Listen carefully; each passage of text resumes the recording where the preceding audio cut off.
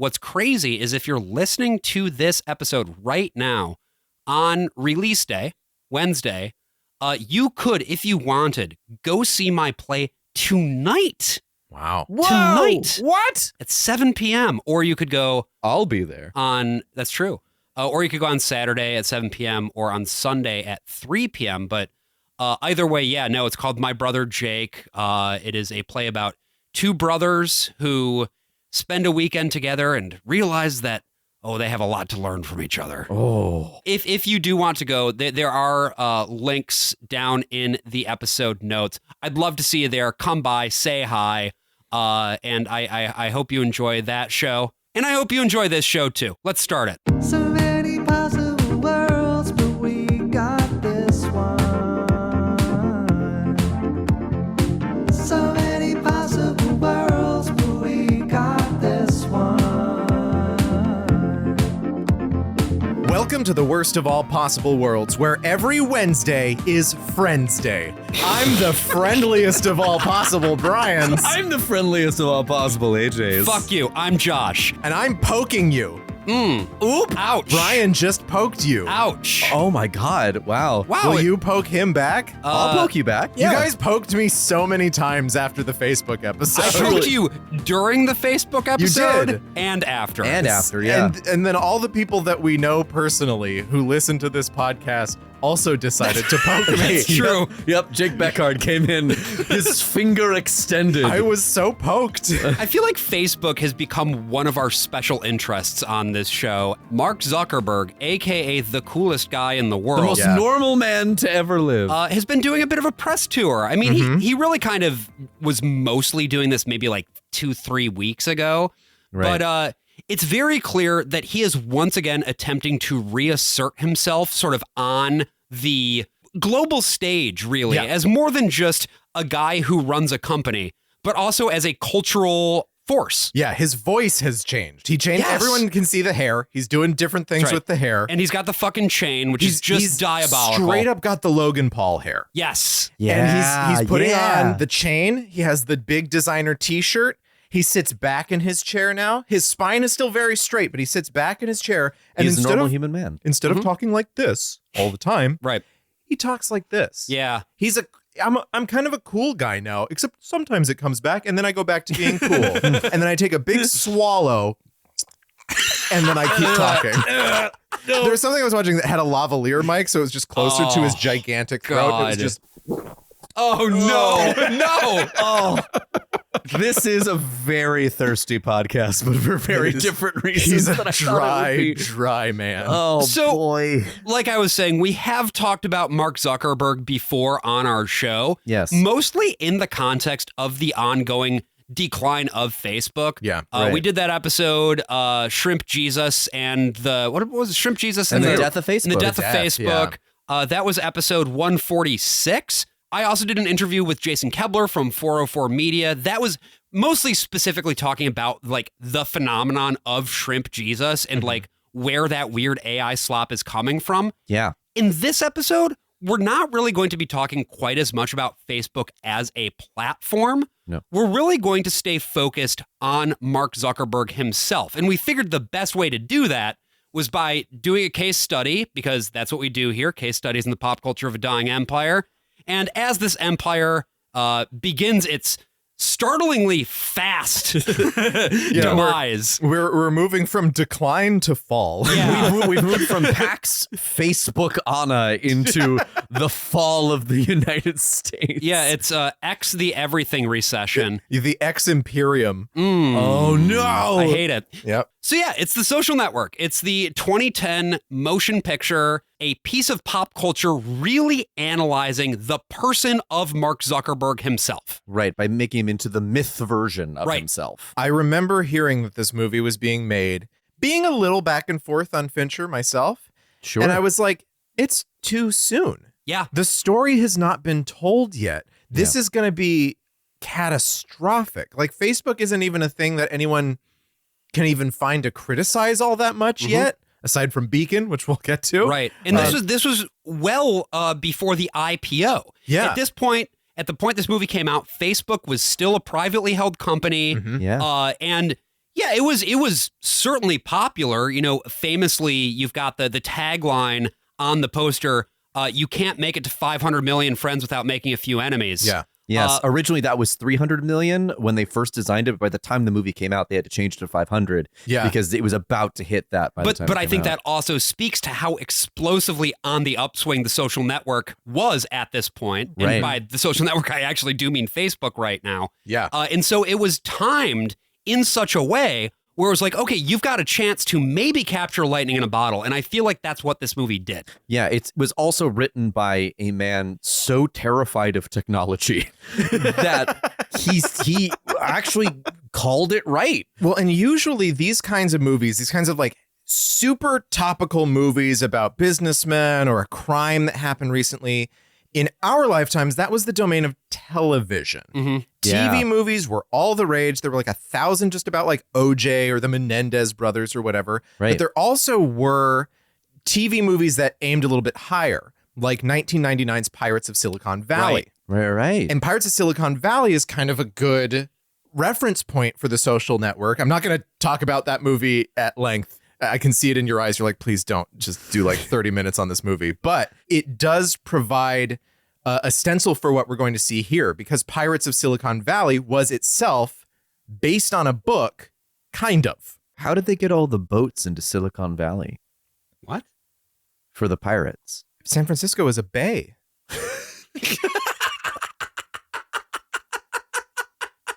But I mean, It was quite easy. They just have ramps that go down to the water. You tow it.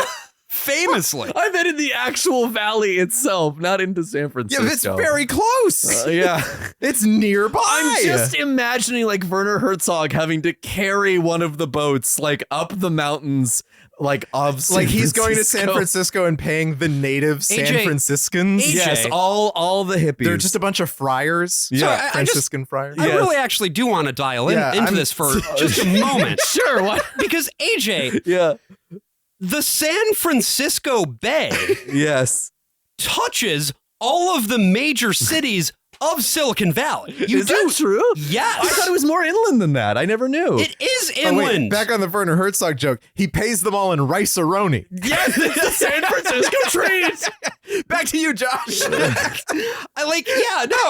Fucking. I thought it was just on the bay. I didn't realize it went that far inland. AJ, do you want me to show you a map? Let's not. No, because they can't see it, Josh. Yeah, you're doing a visual joke. We were just getting on AJ before recording about how he sometimes likes to like hold something up, and I then was gonna do have my to best explain what he's doing. This whole episode to not do that. and Josh is like, let's look at maps now. Look, Josh's all I'm map saying corner. is the bay goes all the way down to Santa Clara, which gets name checked in this movie. Hey, Clara, does that bay go all the way down? So, the director and also writer of Pirates of Silicon Valley, Martin Burke, who's like a veteran TV movie director, took Fire in the Valley by Paul Freiberger and Michael Swain and was like, I don't care about this book at all. It's too technical. It's about product releases and shit that I don't care about. Sure. There is this like thing between Steve Jobs and Bill Gates that's at the core of this. I'm going to make my own movie and I'm going to interview people directly and make my script based off of that. Cool. And that was made for TNT. It has commercial breaks. It's kind of a lumpy movie because it's made for cable television. Have you seen it? Oh, yes. It's pretty fun, right? That's what I've heard, at least. Yeah, aside from how kind of long it feels, you kind of are better off like turning it off for a little while and coming back to it almost like a TV show, Sure. I think. But it's a great movie, some fantastic performances in it. Steve Wozniak famously has said like there are some factual things that are a little out of order, or there's like a side character who's in a room who's not there in real life. But for the most part, it's pretty much a true movie. Wow. And we have a similar thing. I've never heard anything bad about the book that Pirates is based on. Right. But that's not the case with The Social Network and the book that it is based This on. book sucks ass. I would like to read the title of this book. Yes. I think as it was originally intended to be pronounced. The Accidental Billionaires, The Founding of Facebook. A Tale of Sex, Money, Genius, and Betrayal by Ben Mesrick. Came out in 2009. Wait, are there two colons? Is it a two colon Originally, book? there were two colons. That's It has now awesome. been changed to commas Okay. because again, when you look at it, there should be a second colon in there. Pokemon, the movie, Mewtwo Strikes Back. 2000. Yeah. 2000's the second movie. No, I know. Get the fuck out of here with your fake fan shit.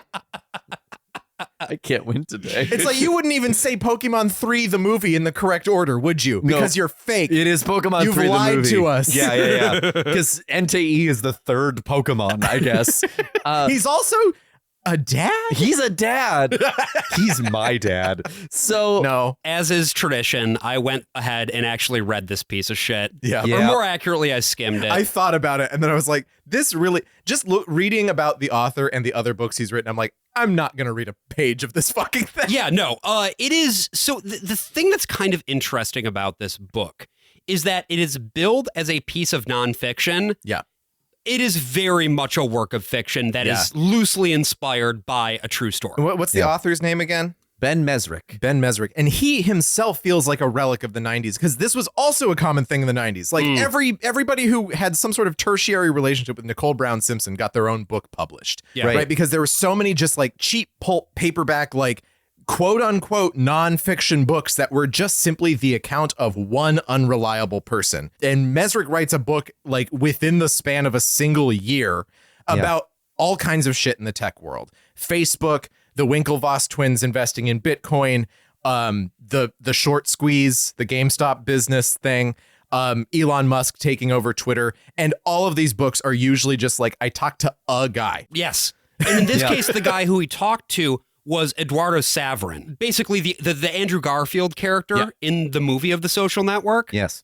Who is now the richest man in Brazil. Yeah. Well, he's not, he's the richest Brazilian, but he doesn't live in Brazil. He lives in Singapore, right? Yeah. Got it. You know how much money he has? It's 14 billion, isn't it? No. Oh. He's worth $1 Brazilian. Oh, for God's sake.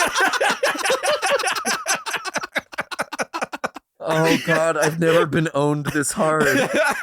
Oh, I feel like I say that every week, but Jesus Christ. The actual number, by the way, is 38.7 billion. Wow. Brazilian dollars. Yes. No, billion. Yes, Brazilian. With So, a B. Brazilian. yeah. So a million isn't cool. You know what is It's cool? cool? A A Brazilian. Brazilians are pretty cool. They It are. depends on the Brazilian. It does. It's a big country. It's weird there isn't one in this movie. So Mesrick started as a writer for the X-Files, Yes. which I guess that kind of makes sense because his writing style isn't, as he says himself in this quote that we have here, I'm very open about my process so people reading know that they're not getting an encyclopedia. It's a thriller. Yeah, I mean, his first sort of big hit was Bringing Down the House, the inside story of 6 MIT students who took Vegas for millions. These titles are too long. Only Hey. one colon in that one, though. Wait a you second. know? That sounds familiar. Was that made into a movie starring America's sweetheart, Kevin Spacey? You know it. Sure was. You know it. In 2008, it was a movie called 21 that I'm pretty sure no one saw. It was, I mean, it did No, fine. I think it was pretty I successful. think I saw that movie. Yeah. Did you really? Yeah, but I can't remember if I saw it, and that should tell you something. Yeah, Yeah. I have seen it. And there was something about like getting tonic water so it looked like you were drinking. That's all I remember. Yeah, it's... Here's the thing about Hollywood is that when you get a success, people like to capitalize on that pretty much immediately and sort of squeeze as much blood from the stone as they can. So Kevin Spacey's production company, Trigger Street, which, Jesus Christ, what a name. And the thing about Mesrick, just to pull it back to that real quick, is that he understands what his role is. I mean, the rest Right. of that quote that you had before, AJ, is he says, I'm essentially handing Hollywood these ready-made movies with my books, which is what I'm trying to do. I'm setting out to write movies in the form of books. Wow. I mean, Just a mind, just like a mind of a generation. yeah, he's like, this is my business model. Yeah. I write Yeah. some fucking shit that no one actually cares to read, but I've already got my in with That's right. Hollywood. Thanks to my pedophile friend, Kevin Spacey. And what's particularly crazy about the book is that there's these scenes that are just so bad Yeah. that did not make it into the movie, but you can tell that they're the ones that he wanted to be in the movie the most. Yeah. Okay. Yeah. Because they're overwrought. Because they're like, and then the lady had big tits and they got even bigger. Yes, actually. Yeah, I know this kind of person. Yep. So Trigger Street helps to push accidental billionaires to a place where it can be pitched for a movie. And in May of 2008, a 14-page proposal for the book leaks to Gawker. Big air quotes around leaks there from AJ. Yes, and this propels them to take it to Sony because now there's a ticking clock on it. You know, somebody else might be trying to make this Facebook movie, and we got to get on it now. I don't buy for a single second that this was leaked. It's interesting because Gawker's coverage of this movie, or not of the movie, Gawker's coverage of the book is so negative.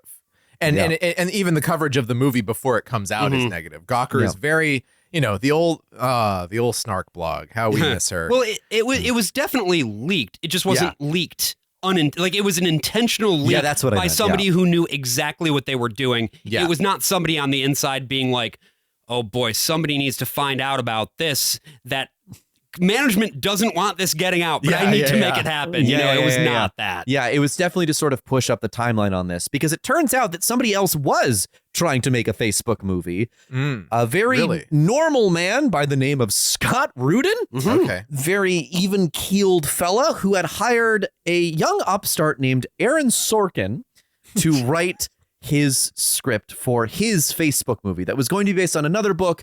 But then he saw the Accidental Billionaires and like, okay, we have a project now. We can actually make this happen. And Sorkin's not in a great place. Nope. Right at this point. Because like he had left The West Wing, right? After 5 seasons? It was 4 seasons. He wrote 4 seasons and the 5th was taken over by obviously was still making money off of the rest of The West Wing. Yes. Did Studio 60. Yes, he did Charlie Wilson's War and Studio 60 sort of simultaneously. And Charlie Wilson's War was something that people kind of went back and forth on. There were some people who really liked it, some people who didn't like it so much. It's mostly not really remembered. It's having watched it, I think it's a perfectly serviceable film, but it's not like anything like flashy. And Studio 60, which of course we covered on this podcast a long time ago with Alec Robbins, the great Alec Robbins. Yeah. He was like, let's watch 3 episodes. And for some reason, all 3 of us were like, we can't stop watching the whole It's bizarrely compelling. That gets canceled. Aaron Sorkin is working on a play called The Farnsworth Invention, which I am in. Yep. Me, AJ Ditty, was in. AJ Ditty was in Play by Sorkin. You were in. You are not in right now. No, I never left. I am directing a play right now, by the way. Tickets are still available. They are still available. Aaron Sorkin has nothing to do with it, nor does the history of television. No, but it certainly had something to do with the Farnsworth Invention, which played at the La Jolla Playhouse and then moved to Broadway and was met with kind of so critical response. It was met with critical ambivalence. Yeah, I mean, it was still Des McAnuff directing it. It was still Des McAnuff. Stephen Lang in Broadway inside. It's the plug. If it was in the Broadway theater, I guess, which it wasn't because that place is huge. It's too big. It was in the Music Box actually. Okay, yeah, that's a good size. But another big thing was that the stagehands went on strike right when Farnsworth was about to open. So I had tickets to see it on Broadway and couldn't because I went during the strike. So what year was that? That was 2008, I believe. 2008. Or okay. No, end of 2007. Would that have been when you were in town to do your audition? Yeah, for NYU. Oh, wow. Yeah. We also talk about that in our episode about Facebook. Yeah. Listen to that one if you want to hear exactly what AJ was up to and how he was posting about it. Don't worry about it. So again, it's sort of a slump time for him. He's trying to find the next big thing. He tried to do television. The television thing did not work out a second time. Yeah. Turns out he tried to do a third time, actually. A third time, of course, because of Sports Night. Yeah. And then he tried to do theater, and theater once again, like he had done a few good theater men. was his first thing. A Few Good Men was a play. It was, which was also kind of met with sort of a tepid response from critics when it was a play, and then he made it into a screenplay, and all of a sudden it got all these accolades and like shot him into the stratosphere. Yeah, it turns out all you need is some of the best actors alive. Yeah. And also Rob Reiner, who was really at the top of his game at that point in time as a director. Truly. And also, a fun fact about A Few Good Men is that Stephen Lang was in the original production, the Broadway production of it too, which is why he was in Farnsworth as well. And so Scott Rudin reaches out and is like, hey, do you want to write a movie about Facebook? And he's like, I don't know the first goddamn thing about Facebook. So what he does is he gets on Facebook. Yeah. He sets up a Facebook account and is like, hey, I'm writing a Facebook movie. Someone please tell me what the fuck this thing is. And people start responding. They're posting on his wall saying, here's my experience with Facebook. Here's what I use it for. Here's sort of the things that I find compelling about it. And then from what I can understand, he mostly just ignores all of that and then decides to make it just about how it was created. Really leaning into just like the first couple of paragraphs, really, of the accidental billionaires and then going off from there. So that's the thing. It's hard to know. I'm just talking about from like a starting point. Right. Like, yeah. But what I'm saying is it's hard to know with any real, because so much of this I think is myth making. It's hard to know how much of what we ended up getting in the screenplay was actually adapted from the book. Because if you go and you read the book from cover to cover, which I did, unfortunately, the main events of the movie track very, very closely. Now, there are parts in the movie that are considerably, like, that really pop out at you as you're watching. Yeah. Those are pretty much all moments that either don't exist in the book or are dramatically expanded upon from what does exist in the book. Yeah. So it was like, and then they went to a club and talked to Shawn Parker. Yes, actually. Okay. That ends up being turned into one of the best scenes in the entire movie. Because Sorkin's interviewed about it a lot, and so is Mesrick. And they're both basically they're trying to self-aggrandize themselves, but also like not completely destroy the other one. Like, even though it's very clear. They kind of want to downplay the other person. The other person, certainly. Or Sorry. Also, Sorkin had been arrested at this point, too. Yes. Like, he had a rough decade. Right. Yeah, it had been really, really rough. Yeah. Actually, like Studio 60 and Farnsworth were supposed to kind of be his turnaround, right? Because after The West Wing, he sort of spiraled a bit because, I mean, he burnt out. He was writing every single teleplay for 4 seasons of a hour-long drama. Yeah, because even when he has a writer's room and they do contribute, as you could tell by the way they're able to sort of maintain the voice of the West Wing even after he goes, it's different. But like, he has a process where everything gets filtered through him. Right. Yeah. Like the way that he talks about writing scripts is like, he'll get this, if it's written by someone else, he gets it from them, and then he writes it all out himself. Like, he reads along with it and writes it instead of just transcribing it. He's typing through the script with the idea of the other person's script. So that's why there's a lot of story by credits to other people in the room, but most of the teleplays are written by him. There's only one. And then he sets it aside and he writes it again. Yeah. Yeah. And no wonder he was doing cocaine. Yeah. How can you keep that up? You would need to. You would need to. There's only one episode in those first 4 seasons that I don't think he wrote the teleplay for. And it's one where CJ Craig goes like home. Like, she's not in the White House. She goes like back home, and it's this very heartfelt story about her and her dad. And the West Wing never does anything like that again, which I think is very interesting because it was the one he didn't have, complete control over. But like, Rudin has a great instinct here because what Sorkin is incredibly good at is writing about very powerful people who are good at their jobs. Yes. And also making very esoteric, complicated subjects accessible to the masses, which is what he does here. We talked about that in Moneyball as well. So much of the reason that he ended up fully taking over for the new treatment was that it had gotten a little too lost in the sauce with all of the details about baseball itself and about sabermetrics and statistics. And similarly, there is absolutely, I think, a world in which this movie could have become all about the like finer points of coding and like what it looks like to develop a tech stack and that sort of thing. And that's just not interesting to the average person. Or even more detailed stuff about shares and how the business is structured and all this other stuff. Yeah, because the thing that interests Sorkin is the legal stuff. Because as I've said before, his main fascination seems to be, what if the world were a courtroom where you could where the person with the most valid argument wins, like every single time? I think it's that, and I think it's also, what are the fundamental forces that drive a person to endeavor to achieve? Probably the biggest difference between the book and the movie is that the book is actually mostly focused around Eduardo Saverin, which makes sense. Yeah. That's the guy who Ben Mesrick interviewed.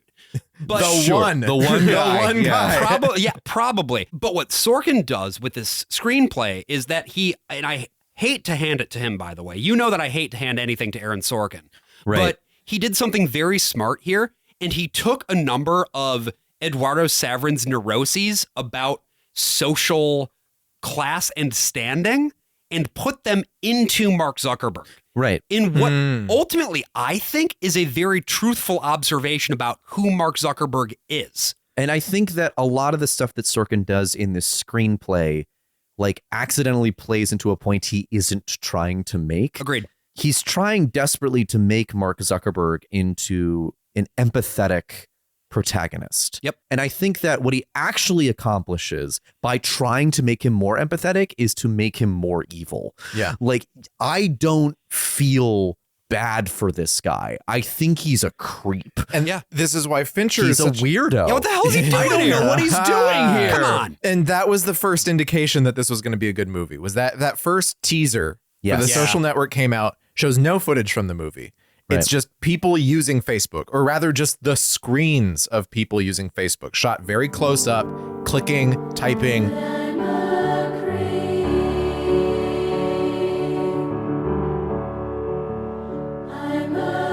It's a brilliant concept because it's so ridiculous. Yeah, it shouldn't work. Yeah. But it works like Well, gangbusters. but it's also like the thing was when this was announced, everyone was like, what the fuck are you talking about? You're making a movie about Facebook. Right. It's like when we hear like, how are you going to make a movie about Monopoly? Right. Or how are you going to make a movie about Battleship? And the answer to that is simple. You just add aliens and Rihanna, clearly. How are you going to make a Broadway musical about SpongeBob? Well, you just hire Tina Landau and then it becomes a fucking work of genius. Yes. You make it about climate change. That's right. Yeah. An interesting thing is that Fincher also, and again, he might be being a little oblique when he's talking about it in his commentaries and interviews and stuff. Sure. He doesn't see Zuckerberg as a villain in the way that he directs, but there's something very indifferent about David Fincher and the way that he approaches a story and the way that he approaches characters. And with the addition of the music, which we'll talk about later, like you get a sense of Zuckerberg that is extremely, extremely negative. Yeah. Yes. And, you know, Fincher is mostly known as like this sort of Gen X rebel, right? Yeah. He got his start making movies like Fight Club and Seven. Well, he actually got his start making music videos. Oh, sure. Really? So those were his first movies. Yeah, the first But like movies. He's he's like kind of he's the front of the parade almost of music video directors who went on to direct movies and get great acclaim for it. You know, Spike Jonze, of course, Tarsem Singh, Mick G. Wait, he directed Madonna's Vogue music video? He sure Vogue. did. He directed We Don't Have to Take Our Clothes Off. He continued to do music videos. And of course, he did music videos for, as they are so called in Twin Peaks The Return, the 9 Inch Nails. Okay. Oh, well, there you go. Okay. Yeah. Here we go. The 9 Inch Nails. I forgot about that. Because we'll be talking about this as we get into the movie. I've cut a few clips that include the music, but you can't really see what's going on. Yeah. The way that those scenes where the music is in the foreground are cut, it feels like a music video. Mm-hmm. Yeah, it also feels like a horror movie. Yeah. Which is, I think, one of the most brilliant insights about this composition, about the score for this movie, is that it's like, this is a thriller. Yeah. In a way that no other Sorkin project has ever felt like a thriller. Yeah, Sorkin went into this basically doing Citizen Kane. That's how he approached this movie, was he wanted to make a Citizen Kane type movie. Right. And the result is a movie that is nothing like Citizen Kane at all. No. Other than the fact that it's kind of non-linear, but still mostly linear. And it's using some sort of framing device in the future to talk about the career of this guy who alienates a bunch of people. It's kind of funny to go and read the screenplay itself, like the actual, like I have a PDF. You can go online. Yeah. You can find a PDF of the screenplay. It's an old draft. It's one from May. It's not the shooting script that they use. There's a lot of like little differences here and there. Yeah, there's Well, some scenes there. Yeah. One of the biggest differences is that there are specified music cues. There was certain music that he wanted to use. Yeah. Oh, fascinating. And even there at the beginning, Fincher had his own idea for needle drops until they just used the score. But like, yeah, Sorkin actually does have a director's mind. It's no surprise that he is mostly a director now. It's just too bad that he's a director now. Yeah, and we have David Fincher to thank for that, needs actually. a filter. Yeah, he needs to be able to go through somebody. And I think this is his best screenplay by a mile, and it's because his relationship with Fincher was pretty adversarial. Yeah, so for 3 weeks before the thing even shot its first reel, or whatever the digital equivalent of that is, A digi-reel. a digi-reel. An e-reel. Digital monsters. Digi-reels are the champions. I'm going to stay silent on this one. I'll just let you boys have your fun. Brian slowly starts smoking. But so they have 3 weeks. Slowly smoking? What does that even look like? It's like I'm pulling very gently. Oh no! I on meant the like flint on my lighter. like fire is slowly building out from you. Like you're about to burst into flames. You're combusting. Yeah, that makes me feel good. So 3 weeks prior to them shooting The Social Network, they just did rehearsals. Right. Where they sat in a room, what appears to be a windowless room, with a camera. I mean, rehearsal rooms often are windowless. No, I know, but still, it Not at Ripley Greer. Mine didn't have a window last time I was there. Oh, okay. Well, some of them are, but you know, you got the big one. If you're doing a movie, you might as well get a big one, right? You got the money. Well, we didn't have the money. We were rehearsing a play, which opens I'm talking tonight. about The Social Network. That's right. Tonight, folks, if you're friends of this show, Wednesday is Friends Day. That's right. It is. Today. It is Friends Day. There is no discount code. No, don't assume that this means you just sort of get in. You still got to pay the normal amount. Come on out to our show tonight, Wednesday, February 12th at 7 p.m. The only time anyone will ever be listening to this episode. So what happens is basically it's a pressure cooker, right? Mm-hmm. It is Sorkin, it is Fincher, it is Jesse Eisenberg and Andrew Garfield alone in this room. And I think Rooney Mara is there for like a couple days, but is not there consistently.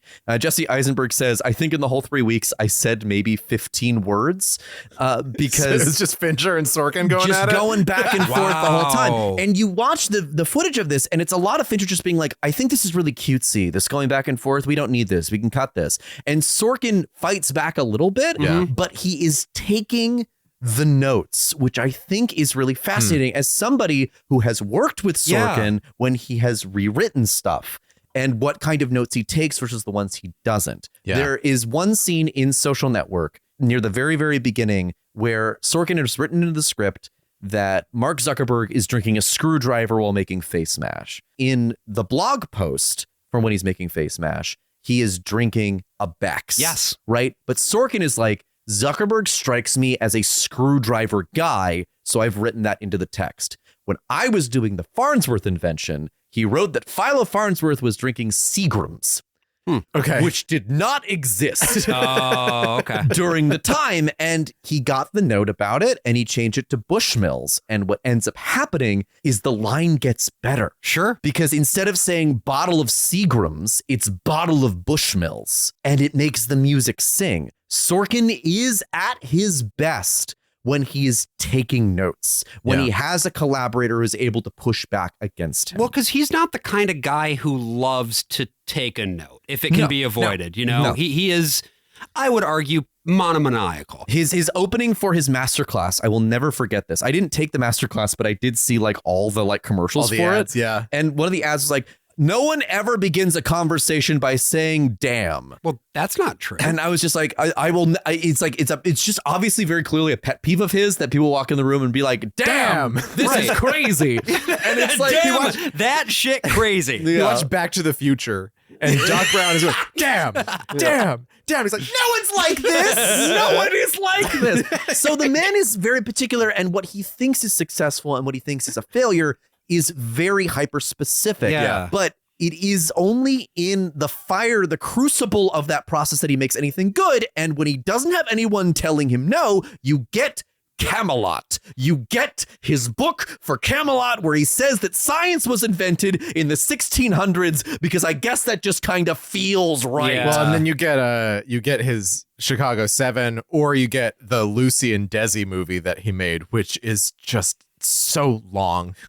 All I'm going to say about this is that I am of the opinion that collaboration always results in a better product as long as you are working with good collaborators. Yeah. Yes. And Fincher is a good collaborator. Yeah. And the thing that probably stood in the way of Sorkin being like, well, no, I know better, is that Fincher knows everything about the process. Yes. He knows everything about the process. He knows the tech. Right. This is why his CGI looks better than everyone else's CGI. Yeah. I mean, being able, like the Army's hammer, like all that. I think it wasn't magic. Wasn't all the rowing shit composited in After Effects? Yeah. Pretty much. Yeah. Like this is all in 2010. Like that's pretty impressive. Well, because he had made a pioneer movie about that used all that face matching, face technology, making Benjamin Button. It always looked fucking weird in Benjamin Button. Yeah. But that was because the basic concept was really weird because he had to be both a child and an old man, and then an old man and then also a child. And it was like, well, that's just never going to look anything other than uncanny, which is kind of the idea. But when he adapts it to having Armie Hammer as both Winklevoss twins, it's purely seamless. You would not know if you didn't know that was just one actor. Before going in, you wouldn't suspect. No, you'd think it was two twin guys. Yeah, and Fincher at this point in his career is basically an Oscar guy, right? Yeah. Like he started doing like Seven and all that, but now he's doing Zodiac. He's doing Benjamin Button. Like he is now a filmmaker's filmmaker in a way he had never been before. And one of the reasons why is his attention to fucking detail. Mm-hmm. You see his directing style. And yes, he does 99 takes infamously of the first scene of this movie. But it's because it's not like he's going to just like do it again, and not giving notes. He's going in every single time and giving a slight adjustment here, and a slight adjustment there. You know, we talked about this with Warren Beatty in Reds. A bunch of actors signed up and they're like, okay, let's make this movie. And a lot of times when you're on a movie set, you might do something like twice for each setup. Right. Which means maybe you'll do, I mean, some scenes are oneers and you'll just get it done. Spielberg always does 6 takes. That's his thing. Sure. Kubrick, of course, does a lot. And Beatty just never told anyone that it's like, oh, we're going to do 40 of this. Right. So Gene Hackman was like, I'm not working on this fucking movie anymore. I'm finished. And also we're in Finland and you're freezing your fucking ass off. And so as a result, David Fincher is like, we're going to do like 60 takes of this thing. Right. Yeah. This is one of the only scenes in the movie that has really simplistic coverage. This first scene. Yeah. And it's just, you have the 2 shot and then you have the over the shoulder and the other over the shoulder. Yeah. And it's really, really prosaic. So this scene, which starts in blackness in the middle of a conversation, it sounds like this.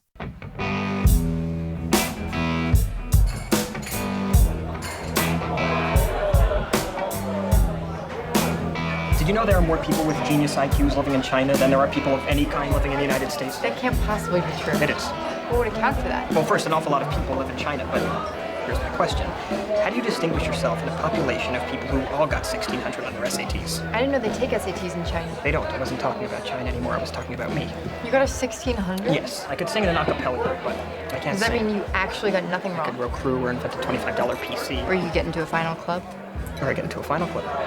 You know, from a woman's perspective, sometimes not singing in an acapella group is a good thing. This is serious. On the other hand, I do like guys who row crew. Well, I can't do that. I was kidding. Yes, I got nothing wrong on the test. Have you ever tried I'm trying right now. to row crew? To get into a final club. To row crew. No, are you like, whatever, delusional? Maybe it's just sometimes you say 2 things at once. I'm not sure which one I'm supposed to be aiming at. But you've seen guys who row crew, right? No. So this has so many Sorkinisms that you kind of expect it. It has the thing where everyone hangs on whatever was happening 2 lines ago. Yes. Rowing crew, Chinese people, the finals club. Because it shows that one person is incredibly fast mentally and the other person is struggling to keep up. And that person who's struggling to keep up is a woman. Yeah. And in a normal Sorkin movie, right? In a normal Sorkin protagonist, right? We're supposed to see this guy as a valorous individual, right? And what's so fascinating about this is that Mark Zuckerberg is behaving like an asshole, but also behaving in the exact same way as any other Sorkin protagonist. Yeah. This is Sorkin's most personal movie, I feel, because it's him he will never like actually reckon with it, actually reckon with like that sort of asshole nature of his protagonists. But it accidentally does. Yeah. It reveals it anyway. Well, in that asshole piece, right, this is really important. This is where this whole scene goes, because in this portrayal, Mark Zuckerberg is this hyper-verbal genius. You heard about it, the 1,600 on the SATs. He can talk about any subject you'd like under the sun. The one thing that he doesn't seem to have is the social standing to get into one of these final clubs. Yeah, which I had no idea what the fuck that was. Yeah, it's just like one of the sort of secret-ish societies at Harvard where you can get connected with other future movers and shakers, right? Yeah. Yes. And again, this is something that Eduardo Saverin was really obsessed with. We don't actually know if Mark Zuckerberg cared about this at all, right? But this was a very smart move in the writing to make it that he cares so much but feels ultimately on the outside looking in. And this dialogue is coming so fast, I didn't even really know, because this is a foreign term to me. I'm just watching. I'm not paying attention to whatever he's talking about with finals clubs. I heard the thing about China. I heard the thing about him getting a perfect score on the SAT. But also, this has a bunch of Fincherisms in it, too. From the start, you have this dialogue is way lower than you usually get in a scene like this. Yes. The music is pretty high. Yeah. And we'll see this go even further later. Yeah. And the sound of the crowd is really high too. In fact, in the first few takes that they did, because they knew this was process, because they knew that this was not get this right the first time, or we'll do it a second time, or we'll do it a third time, or we'll do it a 99th time. Yeah. This was like, it's going to take at least 30 before we're actually getting something that we want to print. So they had the extras just speak at full volume for the first 5 takes. Yeah. You can't use that audio. It's just too complicated, but it's great for the actors Gives them a feel of table stakes. Yeah. This is now we're in a crowded room. Yep. This is the volume that we're going to have to be at. This is the attentiveness, and the pace is theatrical pace. Yes. Because there is so much dialogue in this movie. This is how long is this script? It's 160 pages. 160 That's crazy. pages. Yeah. And it's under 2 hours. Yeah. That's a 3-hour movie right there, at least. Yeah. And if this was being done at the pace of Drive My Car, Yes. this would be a 16-hour movie. It would. And the main thing they teach you when you are on an Aaron Sorkin project is that it's not about speaking faster. It's just that there is no pause between you and the next line. Right. It's just, Pick up the cue. Again, it's theatrical. Yeah. That's where Aaron Sorkin got his start. He saw Who's Afraid of Virginia Woolf and fell in love with how fast the dialogue was and had no idea what was going on, but he loved the music of it. Yeah. And that's what he is best at. He is best at crafting dialogue that sounds like fucking singing. And Fincher's really smart here. This is the first scene in the movie, and it is one of the first scenes that was filmed. It was not the very first, but he was like, we have to set the tone for what this movie is going to be. And so doing 30 takes is going to let you do all your acting choices and then give up on them. Yeah. This is why people think that like Kubrick's movies are cold and distant, is because, yeah, they're 30, 40 takes in and they're just saying it. The intentions are all still in there, but you're not getting as much of the stylistic acting. Right.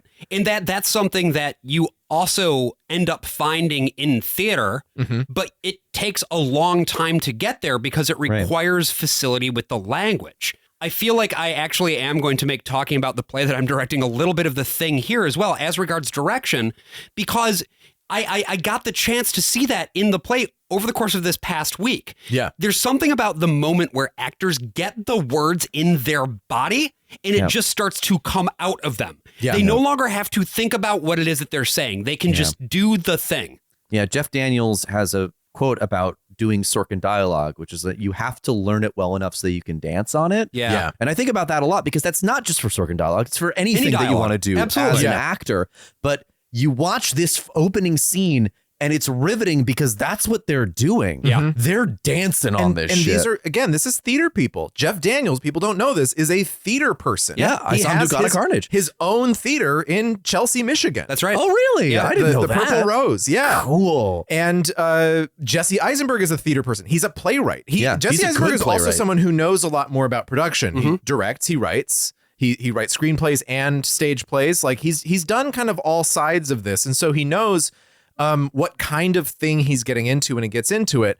And he's a very intense and intellectual person. Yeah. Yes. And brings a very specific energy to the proceedings no matter where he goes. I mean, he was on Mark Maron a few weeks ago and he's just always like this. I mean, he's not an asshole. No, he's really not. I worked on a movie that he worked on.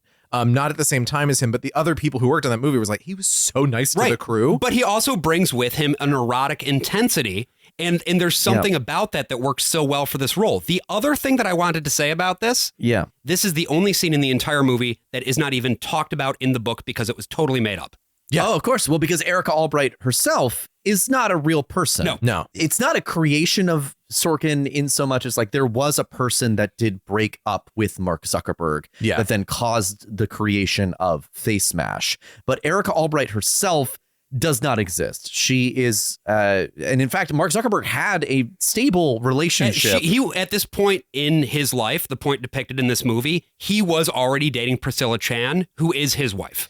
Yeah, from what little I was able to sort of glean from elsewhere, and I don't know how reliable it all was, but this person, the real Eric Albright, was more of a friend, like the other people that he's coding with and everything, someone who was there at the ground floor and who he even maintained that friendship with for a little while longer until that kind of blew up. Because he wrote a very mean blog post about apparently her. it even continued after that blog post where he might have used another fake name. There's someone who purports to be this person online as well, and it's really hard to tell if she is that real person Sure. or she's a fake person pretending to be that person. In either case, this is someone who's got some screws loose, who's got some serious fixations. Yeah, and what's so fascinating is that Rooney Mara in this role haunts the movie despite being in it for a very short amount of time. Yeah. Even in the documentary that was made about the making of the movie, Rooney Mara appears, she's like, yeah, I really wasn't there for a lot of it, but I did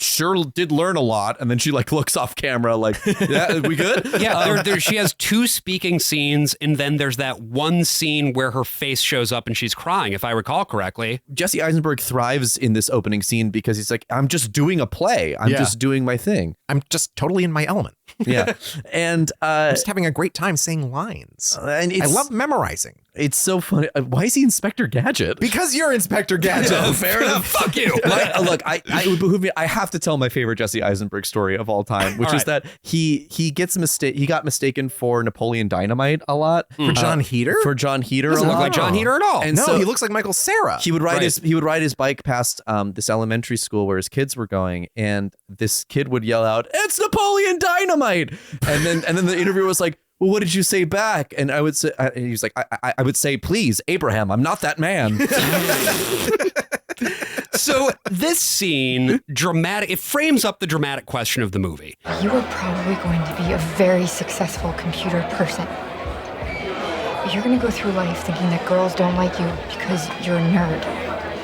And I want you to know from the bottom of my heart that that won't be true. It'll be because you're an asshole. And this is the central dramatic question of the movie. Mm-hmm. At least it's what Aaron Sorkin thinks is the central dramatic question of the movie. This is Rosebud. This is the thing. Yeah. Is he really, an asshole or is he not an asshole? Yeah. Yeah. Is he a bad person? Because he doesn't think he's a bad person. And what I'm going to say to you is that there are no good people and there are no bad people inherently. It's what you do and your good or bad actions that define you. Yeah. And so over the course of this movie, let's just keep a track of all the bad things this guy does. Because he top loads it too. Yeah, he really does. Because we know we know Mark Zuckerberg is an asshole now.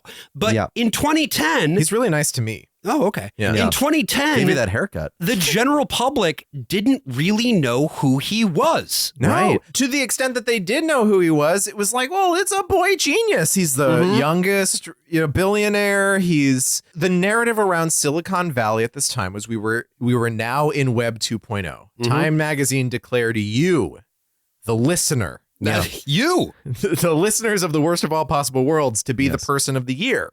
Yeah. Like everything was like, oh, we're democratizing shit. We're open sourcing shit. Everything is available to everyone and you're going to make your own future. We just provide the tools. Right. We'll get very rich doing it.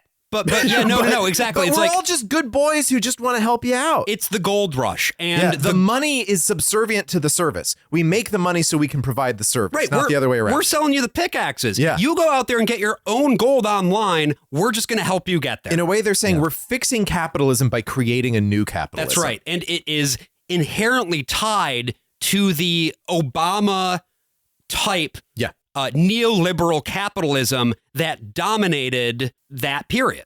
And honestly, one of the only major publications that pushed back on this in any way was the Nick Denton sphere, was Gawker Media and Gizmodo and all that stuff, which ended up being their doom because they outed Peter Thiel. But if you would like, on the other hand, to read sort of the big backers of this sort of thing, go read Wired from around this time. Go read Business 2.0, which doesn't exist anymore, but is a remarkable artifact of the time. Wow. And I know because at that time I was a subscriber. Yeah. Oh, hell yeah, dude. When I was watching these old interviews with Zuck, and who are they talking to in a lot of these interviews to provide context on who these people are? Kara Swisher. Oh, hell And yeah. she's the one being Wow. touted now as the brave truth teller because she will occasionally be critical. Yeah, of occasionally things. she'll be like, Elon Musk is being a bit much right now. Yeah. And they'll be like, my God, Kara. But like so much of tech media, and we had this with games media and everything else, it becomes an industry paper. Yeah. Which means that it's about access. It's about we're just so excited about the iPad. Mm-hmm. You know, there has to be this enthusiasm about everything. We're on the forefront of history itself. The world is changing. I mean, Technological optimism. Apple basically owned Time magazine for a number of years. Sure. Do you remember, what was it, the iPod Shuffle? It was one of those iPods where like... the tiny one without the screen. Yeah, and they like put it on the cover before it had been announced, and then they got in a lot of trouble from Apple. Oh, shit. Yeah. Because it was so- supposed to be like an oh. embargoed scoop, and they printed the cover too early. Oh, no. Yeah. I mean, but that's the thing, too, is that you watch modern interviews with Zuck, and he's still playing the same game Yeah. that he did back then. Yes. It is still the optimism of, we're going to solve every problem by giving you legs. Are you excited? Like, it is still... we will save you. We are your saviors. In that way, he is very much like the nostalgia critic. He is still doing the same shit he did back in 2007. If but only it he could feels- be as harmless as the nostalgia Truly, critic. truly. You know, Doug, we said a lot of bad shit about Doug Walker. He didn't end democracy. Well, to the point of what Mark Zuckerberg was doing around this time, we come to learn here what it was that he was putting together in his dorm. Now, this movie presents it as being a direct reaction to getting dumped. Again, this is a liberty in storytelling. We don't really know why he did this, but it is real, and this is what it sounded like. Erica Albright's a bitch. Do you think that's because her family changed their name from Albrecht? Or do you think it's because all BU girls are bitches?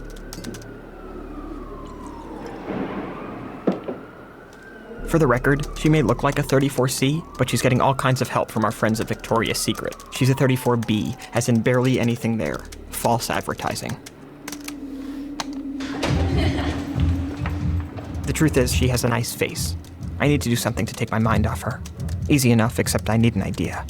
Man, the way that audio pops when you're Unbelievably not good. even looking at the visuals and you're like, it gives you this really desperate feeling. You have the thumping around upstairs. You have a siren outside. Like this is not a pleasant world to be in right now. No, and that's a lot to do with the score itself by Trent Reznor and Atticus Ross. Trent Reznor, obviously the lead singer and lead songwriter for Nine Inch Nails. Yeah. And Atticus Ross, who is now the other member of Nine Inch Nails. He formally joined, I want to say maybe 6 or 7 years ago, after he and Reznor had been working together for a while. And this was not Reznor's first time scoring something. It was his first time scoring a movie, but he had previously scored Quake. Oh, right. Oh, my God. Because that's from the nail gun. And I think a Battlefield game, too, or something like that. In Quake, I forgot about that. Yeah. With the nail gun, the ammo crates are boxes of 9 Inch Nails. They have the logo on it. Oh, that's so fucking good. But in the scene immediately leading up to this, where we see Mark Zuckerberg just like running across Harvard, which they did not have a permit to do, apparently. Well, and it's also not. That one's not Harvard, it's right? not Harvard because there's a really interesting thing because he's running right to left in all of these scenes, and the camera movement is pretty minimal. Sometimes you'll have sort of a dolly like pivot while the camera is panning to follow Mark. Yeah. And because you have to maintain that right to left, there's a sort of continuity of action you need. He's getting from one place to another. There's even a scene where the scenery that they wanted had him running left to right. And so they wanted to flip that. So they made a backwards Gap hoodie so that he would wear when he ran through it so that they'd flip it and it would look normal. Oh, that's so smart. But the song that accompanies this is called Hand Covers Bruise, which I think is one of the most brilliant compositions, perhaps in cinematic history. The melody line, which is very simple. Yeah. It's kind of got a Carter Burwell feel to it, the guy who does most of the Coen Brothers movies. Yeah. And it's very hopeful. That bum bum, but it almost feels like it could come out of a baseball movie. Well, a very specific baseball movie. It does, and to me, it sounds like the startup sound for Windows. I get you. Oh yeah. So it has that sort of it has that like cheer or whatever, but underneath it all is this churning string, like someone scraping nails on the chalkboard of your mind. They even have a part where he runs past someone playing like a cello or something out on the, and it goes with the score. But it's discordant. Yeah, it's deliberately discordant with the score. What I'll also say about this is that, speaking as a Nine Inch Nails fan myself, a lot of the stuff in here feels a lot like the stuff that Trent Reznor was doing as Nine Inch Nails at the time. Yeah.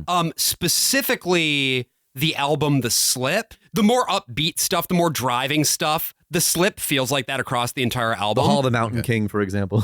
Whereas the more ambient stuff feels like Ghosts 1 through 4. Amongst all of this, Mark Zuckerberg comes up with an idea for how to basically get back at Erica. I'm a little intoxicated, I'm not gonna lie. So what if it's not even 10 p.m. and it's a Tuesday night? Really? The Kirkland Facebook is open on my desktop, and some of these people have pretty horrendous Facebook pics. Oh no! Billy Olson's sitting here and had the idea of putting some of the pictures next to pictures of farm animals and have people vote on who's hotter. Good call, Mr. Olson.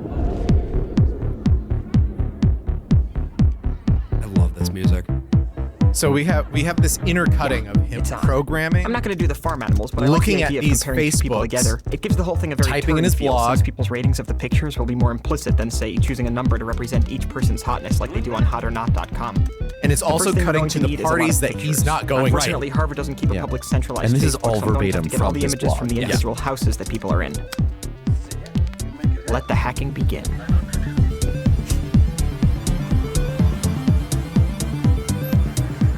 And I wanted to keep just a little bit of the music in there so that you can really hear the way that it kind of crescendos. And these are real posts. Yeah. So people might be like, what?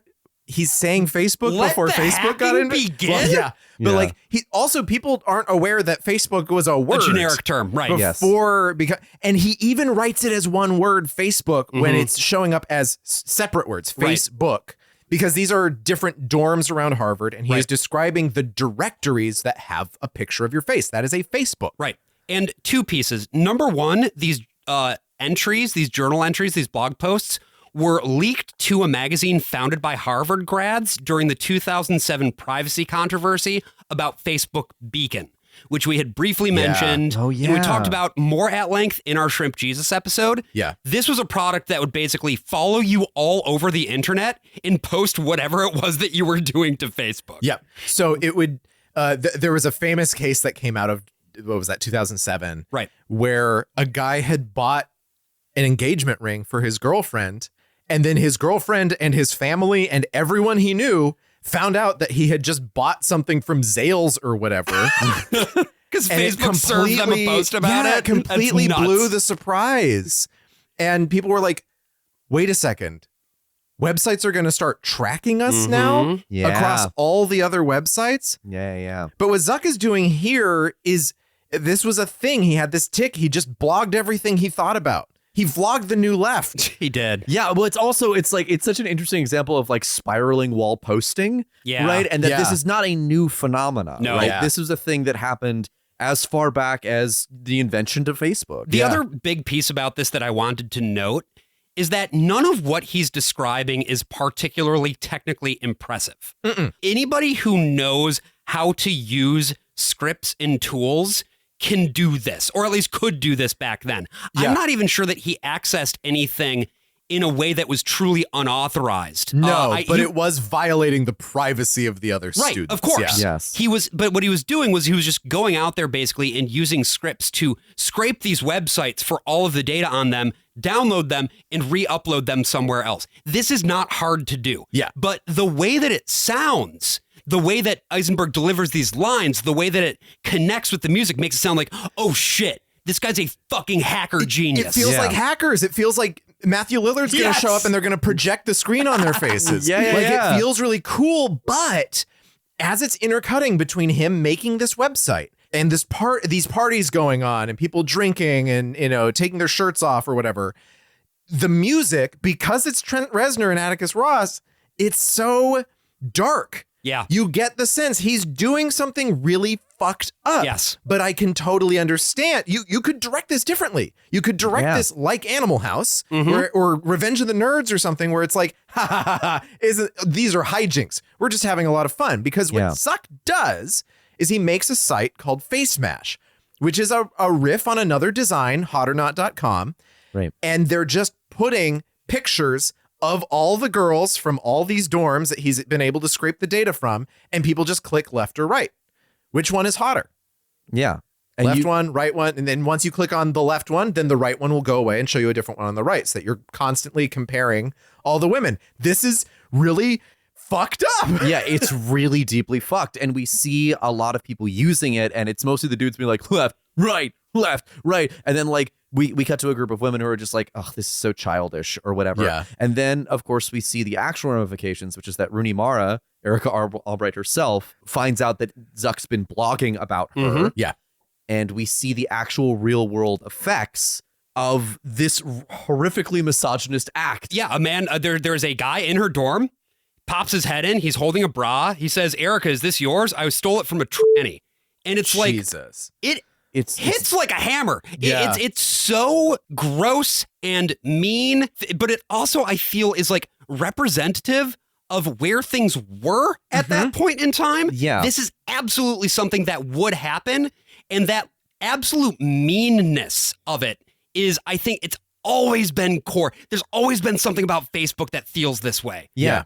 Even despite all of the attempts to polish it up, make it nice, make it friendly, there is a rot at the core of it. Because no matter how much lipstick you put on it, this is a Harvard pig, baby. Yeah. And nothing good ever comes from Harvard. That's right, Brian. Yeah, there's something that's just like, I don't know, this is Sorkin's nastiest script by like far and away. Yeah. The fact that he doesn't shy away from how horrible these like students are is something that I think is very refreshing too. And also that the music under this section, even in this like devastating scene, is still upbeat and happy, because then we just cut back to like Zuckerberg like cackling, you know, or whatever. Like he's But still not having even, fun. He's not even having That's that the much thing. fun. He's not. He's Like- drunk and he's angry. Like, you're right. He's cackling, but he's also just not that joyful of a person. No, and I think, Jesse Eisenberg does talk about this in the behind the scenes documentary where he's just like, yeah, there's a scene where like I was supposed to be writing down a zip line, and I was just like, actually, my Mark would not be having that much fun. Right. Like he just can't have that much fun. And that's what ends up happening is Mark just watches everybody else do it.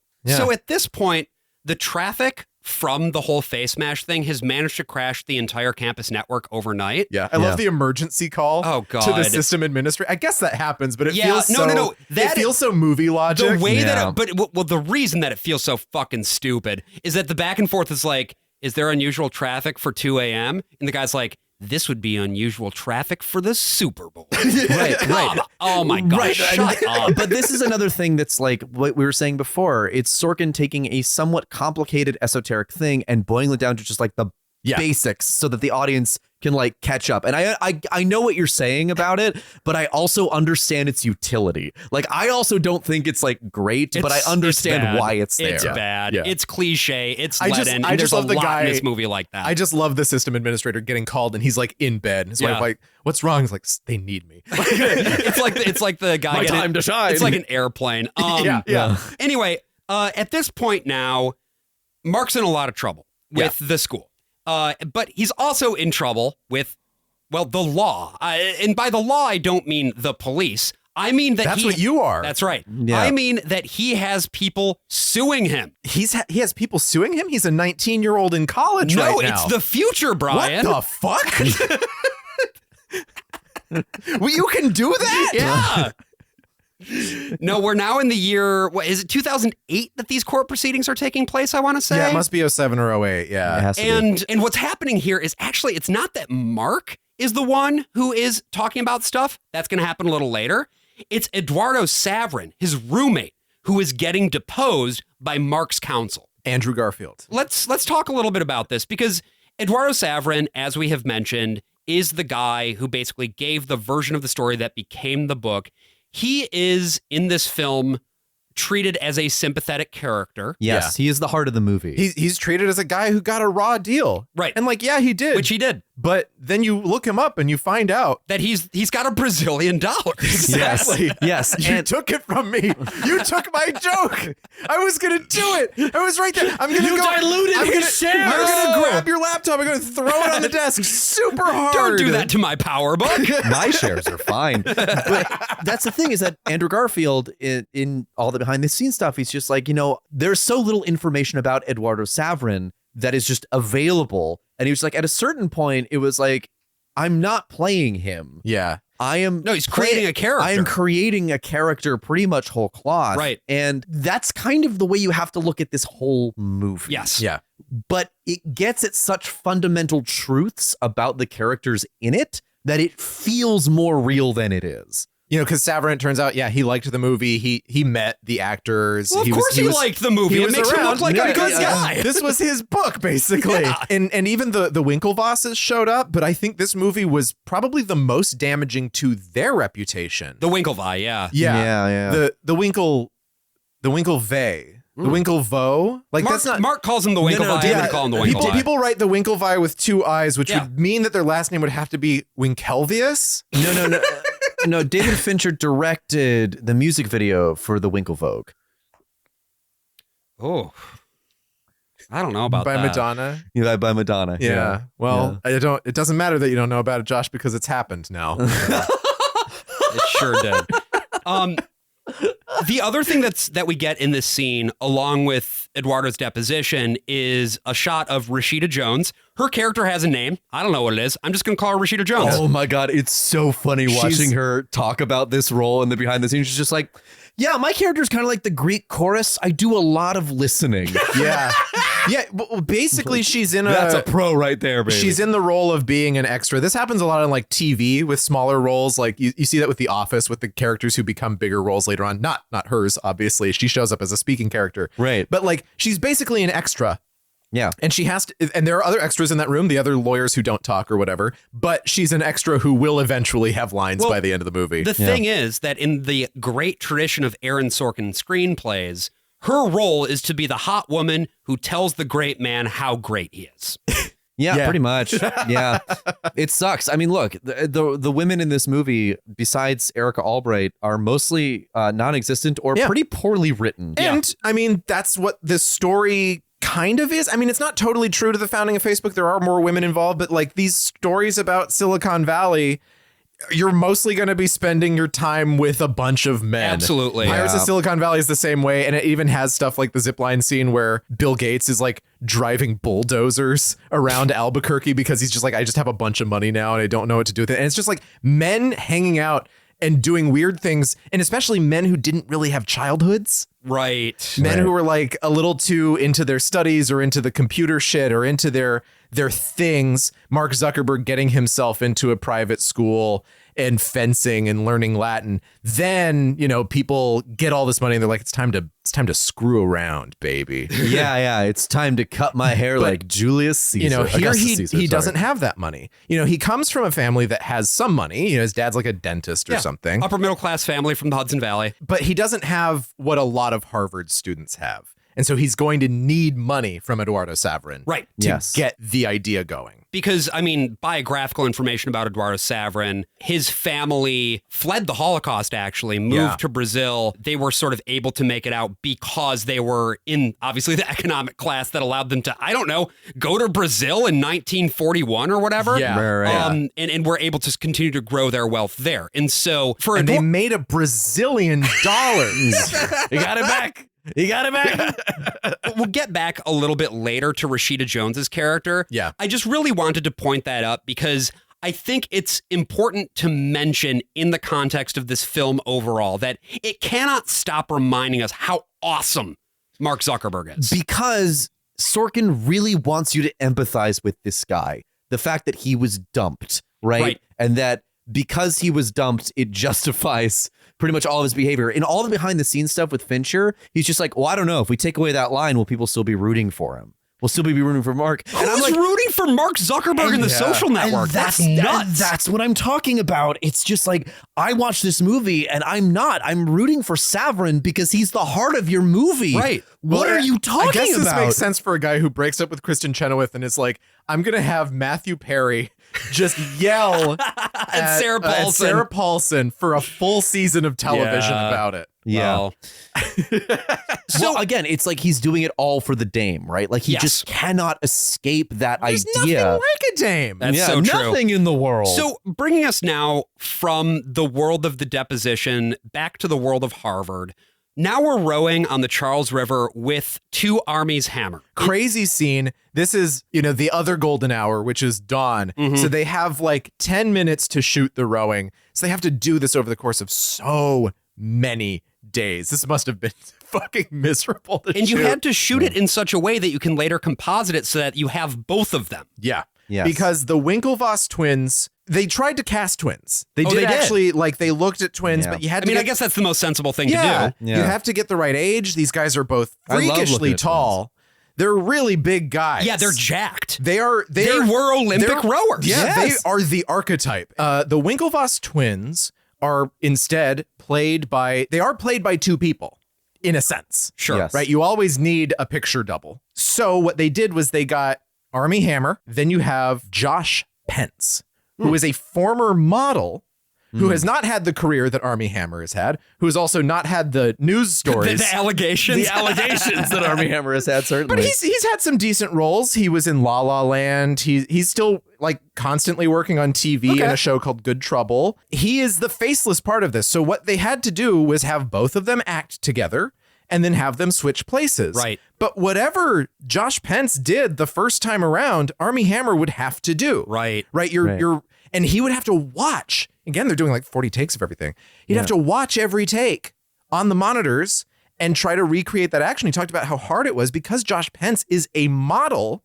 He knows so much about how to move his body and how to make, honestly, rather complicated movements in a very quick succession that Armie Hammer was really behind on, like, trying to keep up. And there was also a scene famously where he eats a lot of hamburger. Yeah. And so Armie Hammer was like, you're really going to fucking do that, man? I have to come back here in 6 hours and I'm going to have to eat a cold hamburger over and over spit again. into a cup. And this was a place that was known for piling two enormous hamburgers on top of each other. And he was like, yeah, I want that. And then it's like, you don't want it 100 times because what's Fincher will do to you? Like, look, it's a thankless role, right? Yeah. Ultimately, he does have a cameo in the movie. Like he's trying to go to the bathroom and Eduardo and Mark Zuckerberg are standing in front of it as the girls change. And it's just like, that's him. Okay. yeah. So that, and he's just like, cool dudes or whatever. And he walks away. He gets to do the commentary too. The actor's commentary is like Jesse Eisenberg in one room, and then it's like Armie Hammer, Josh Pence, and Andrew Garfield in another room. Yeah, and Armie Hammer and and then Josh Sorkin Pence, in another room. Yeah. Well, he has to be contained. But but Armie Hammer and Josh Pence, when they talk, they always refer to it as, well, the characters we came up with. Yeah. It was a very apparently collaborative process. And, again, some very heinous allegations. Wait, I just want to get this out out of the way. Let's get it out of the way Let's right get it out of now. the way. Armie Hammer, good actor, better person. That's right, Brian. Great person.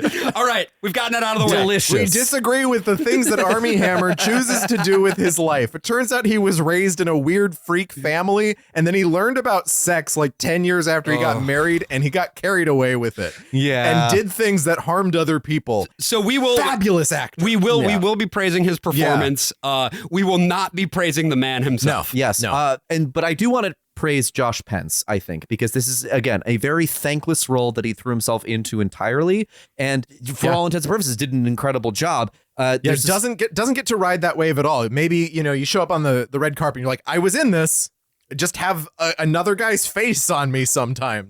Jesse Eisenberg has this quote about Josh Pence specifically that I want to read, which is, I mean, he's the most beautiful man in the world. He'll have a fine life and I'm sure get many acting jobs, but maybe this did have the occasional frustrations. At the same time, I don't pity him for a second. He'll be fine. He can go cry over sex. What? Because he's getting laid all the time. No, I get it, but that's as someone who's read like 3 of his plays, that's just how he writes his plays. He is. And his movie, A Real Pain, which I saw recently. Is it good? Yeah, it's basically just an Eisenberg play as a movie, and Kieran Culkin's incredible in it, and he's incredible in it. It's a great little. That's picture. why I went on M.A.R.K was to talk about it. Yeah. But let's talk a little bit now about the Winklevoss twins, because along with him, they have their friend, a guy known as Divya Narendra. Divya, it's kind of a fun little dynamic because it's like the Winklevi kind of need Divya to like corral them. Yeah. Yeah. And Divya is the character who talks like an Aaron Sorkin character. Yes. I think he actually finds a really good voice for the Winklevosses because they have this old like we're Harvard men kind of thing going on, and he's like, I really like musical theater of the 1940s. Yeah. This actor, Max Minghella, is also British. Really? Which is really incredible. Like his accent work, and Garfield's, I think, is also incredible. Yeah, he's the son of Anthony Minghella, the director. Yeah, so this clip right here is Divya coming into the cafeteria to tell the Winklevosses about what's been going on with Face Mash. How much activity was there on this thing? 22,000 page requests. 22,000? Cam, this guy hacked the Facebook of 7 houses. He set up the whole website in one night, and he did it while he was drunk. 22,000. How do you know he was drunk? He was blogging simultaneously. You know what I think? Way ahead of you. This is our guy. Cameron Winklevoss, Winklevoss. Cameron spelled the usual way. Tyler Winklevoss. Tyler spelled the usual way, and my last name is the same as my brother's. So that right there, of course, is a smash cut from those events right into the deposition for the Winklevosses, because the guess second what? deposition. They're also suing Mark Zuckerberg. I know this is a very small note, but the way that he spells his last name, that's so tricky to do when it's not your last name. Like the sing-songy way he kind of does it is just when you so spell cool. your own last name, Boerman, yeah, when you spell your last name, you do it your whole life. Right. Yeah. You know, it's like the phone number you had as a kid. That's yes, right. yes, it's like, of oh course. yeah, I can just say that right now. You have a sort of, there's almost like a mythology to it. You might say it in a similar way to the rest of your family. There might be some ways that it's developed over time, like your own signature, right? Have you ever tried to do a signature as a character you're playing? Oh yeah. It always really looks- good. I yeah. recommend that to every actor, actually. Yeah. Figure out how that character signs their And name. just practice it, Just as an exercise. Yeah. Yeah. And then in the play, even if you never have to sign anything, find a place to sign something. Yes. Yeah. Sign everything. That's right. Sign everything they put in front of you. Sign your castmates. Then you own it. Then it's yours. Yeah. Not your castmates, to be very clear. No. That's why they're called castmates, because you sign them. Yeah. Like a at cast. the end. Yeah. Best wishes. What I love about this too is, and I know I've said this so many times on this show, but it's the economy of storytelling. Yeah. This is good writing. Hell yeah. The way that it smashes from one thing to another and trusts that you're going to be able to keep up. And a lot of this is also on the production design. What's happening here is so legible. I love it. Yeah. Again, you get into a pressure cooker, right? You It's jump and from it's like a different room. It's a very obviously different decor from the place where he was doing the previous deposition. Right. It's very bright and sunny in one, and in the other one, it's like gloomy and it's raining outside. It's not just that. It's also that it's old money versus new money. The firm that the Winklevosses are using it's all brown and burgundy, and it's lined with old books. Whereas the firm that Eduardo has retained is clearly like a big law firm. All glass. It's all glass. It's those In nice California. chairs. Like I've sat in a law office like this, you know? Yeah. And these were all sets. These both of these like deposition rooms were sets. So there was a lot of attention to detail. Like they talk a lot about like even in the dorm rooms, how they had printed schedules for their characters. On the dorm wall. love that. The camera would never see it. But what David Fincher is actually making, and I think what actually makes him like a great pairing for Sorkin, is that Fincher is making plays that he films. Yeah. Right? He is making these playgrounds for his actors so they can like feel the most naturally lived in. And Sorkin is writing plays for the screen. Yeah. And that bit about the detail about production design is so important, just for me to get on my high horse for a second here. Yeah. No, also, please do, because I think I share a lot of your feelings on this. As someone who worked very briefly as a set decorator on a movie that Jesse Eisenberg was on, the end of the tour. Yeah. This stuff Shot is in Grand Rapids, Michigan. Yeah. Shot that fucking in movie. and around Grand Rapids, Michigan. Brilliant movie. I love it so much. And I just happened to have a chance to work on it in pre-production. And that production design is so important to your actors. Yes. And what is happening right now is that production design is one of the first things getting outsourced to AI shit, right? If you watch True Detective Night Country, there's posters on the wall that are just garbled AI generated pictures. I didn't know that. Well, that's if you're lucky enough to get stuff that's actually printed on physical paper. Right. Because a lot Sometimes of the time, they CGI shit. just in It's just After green, Effects, they just throw it in later. And like, I mean, Wes Anderson loves to like have something on set and then change it digitally later, but he always has something in the first place. Right. And that's really important for your actors because, you know, on one end you have The Hobbit, you have the Star Wars prequels where someone's just standing in a blue field all day long. Right. But then when you actually have a group of people who are all saying, what does this character's room look like? Who is this person? What would he put on his wall? And then the actor gets to come into that. They've been costumed by someone else who's also put a lot of thought into it. In the case of this movie, they just found everyone's Facebook pictures and dressed them according to those Facebook pictures, except for the one time that Jesse Eisenberg brings his own Ars Nova sweater. I didn't notice the Ars Nova sweater. I didn't either until I listened to the commentary and he was bringing it up. I love that. Let's fucking go. Our theater boy. Yeah, he brought it in there. They were like, that looks nice. Keep it. So like Mark Zuckerberg would ever have the culture to go to Ars Nova. But I'll accept the anachronism. All of this is part of telling the same story. Yeah, it might not end up on camera, but it ended up on Cameron, Winkle voss, right? Like the set allows you to actually exist in that world. And especially if you're shooting on a detailed set, if you're shooting on a location in Grand Rapids, Michigan, or something like that. Yeah. Like this all means something and it all contributes. And as a viewer, you feel it. Yeah. You feel it. Yeah. the way that everything is grounded in a way that is simply not the case when you put everything in post. Yeah. If something is slapped together, if something is done without care, that's going to come through. And there's a reason why people watch Zodiac. If someone besides David Fincher had directed Zodiac, it probably would not have had the life that it has. No. Nothing happens. Yeah. It's a movie about a serial killer, and it's about journalists talking to each other about shit they will never figure out. Yes. For 3 hours. Yes. And the first time I watched it, I went back and watched it the next day. Yeah, it is one of the most riveting films I've ever watched. And it's a lot of it is just down to that detail, right? Like the fact that they talk a lot about how they had the pen that one of the journalists used when he would write longhand. And they got an exact replica of that pen because, as Fincher said, it changes the way the actor holds the pen. Yeah. It changes the way he writes. It changes your posture. And then you can discover things about this person based on that. And it sounds, to anyone outside of acting, this sounds like just incredibly boring, like technical mumbo jumbo, right? Yep. It's just like, why does it matter that you would be in a different posture? But when you're in it, when you are actually acting in that role,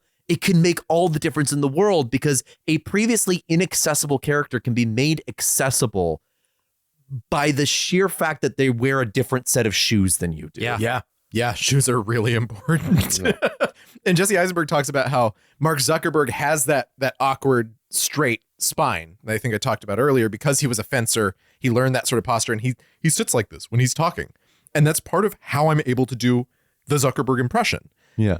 And Eisenberg doesn't do an impression. You know, he talks like Eisenberg. Right. Yeah. But It's a little lower than his normal register. But but he's a sloucher. He's a slouchy guy. And he's like, I'm going to stand as straight as possible so I can look as unnatural as Mark Zuckerberg. And it evens out to him just looking really normal. No, that's like if I were to try to stand up straight, it would look exactly the same. Yeah. And if anything, like Fincher spent most of the process being like, just do less. Yeah. Do less. I know what you want to do here. I know you really want to act in the way that your acting school taught you that you need to act. But I'm telling you, the less you do, the less gesture work, the less you move your face, the more effective this is going to be. And to Eisenberg's immense credit, he took the direction and he made, I think, one of his most powerful performances. Well, here's a direction we're going to take the podcast in. Oh? We're going to go to our break. Whoa. And when we get back, we're going to talk about a whole lot of other cool creative decisions. And we're going to talk about Mark Zuckerberg. Not Jesse Eisenberg, but like Mark Zuckerberg, the real guy. So stay tuned for that. Salutations, listeners. Mark Zuckerberg here, co-founder of Facebook and current record holder at Harvard for most spit kept in a single mouth. Fellow humans, do you ever feel tired of your doldrum life?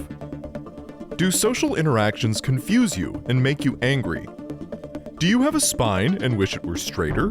Well, we here at Meta have a solution that's going to change the game of automated computing forever. It's called the Meta Autonomous Reactive and Kinetic Robot, or the M.A.R.K bot for short. For the small asking price of $6,400 US, you can bring home your very own android that looks and sounds exactly like me, Mark Zuckerberg. Impress your friends with the M.A.R.K bot's many advanced features. Features like surfing, have it slather its synthetic face in pasty white sunscreen, hop on a surfboard, and wave an American flag while it's catching a wave.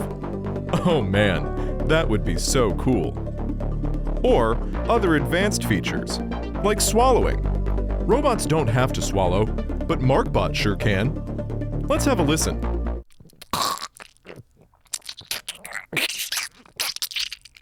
Or you can use Meta's cutting-edge uplink technology to upload your consciousness directly into the MARKbot and fully experience what it's like to be me, Mark Zuckerberg, co-founder of Facebook, and master of mixed martial arts and Brazilian Jiu-Jitsu. You see, many practitioners of Jiu-Jitsu only know a couple of moves. I, however, know a Brazilian. It would be so quiet. The humming of the world around you, all of life's unending complications filed and configured into a clean line of ones and zeros. You could make a fresh start in my metaverse. Your every need catered by an AI that will only sometimes tell you to eat rocks, and would appear as the perfect melting image of both your father and your mother merged together, smiling and nodding approvingly. But most importantly, nobody, and I mean nobody, would ever call you strange, because everyone would be exactly the same. Sculpted in my image.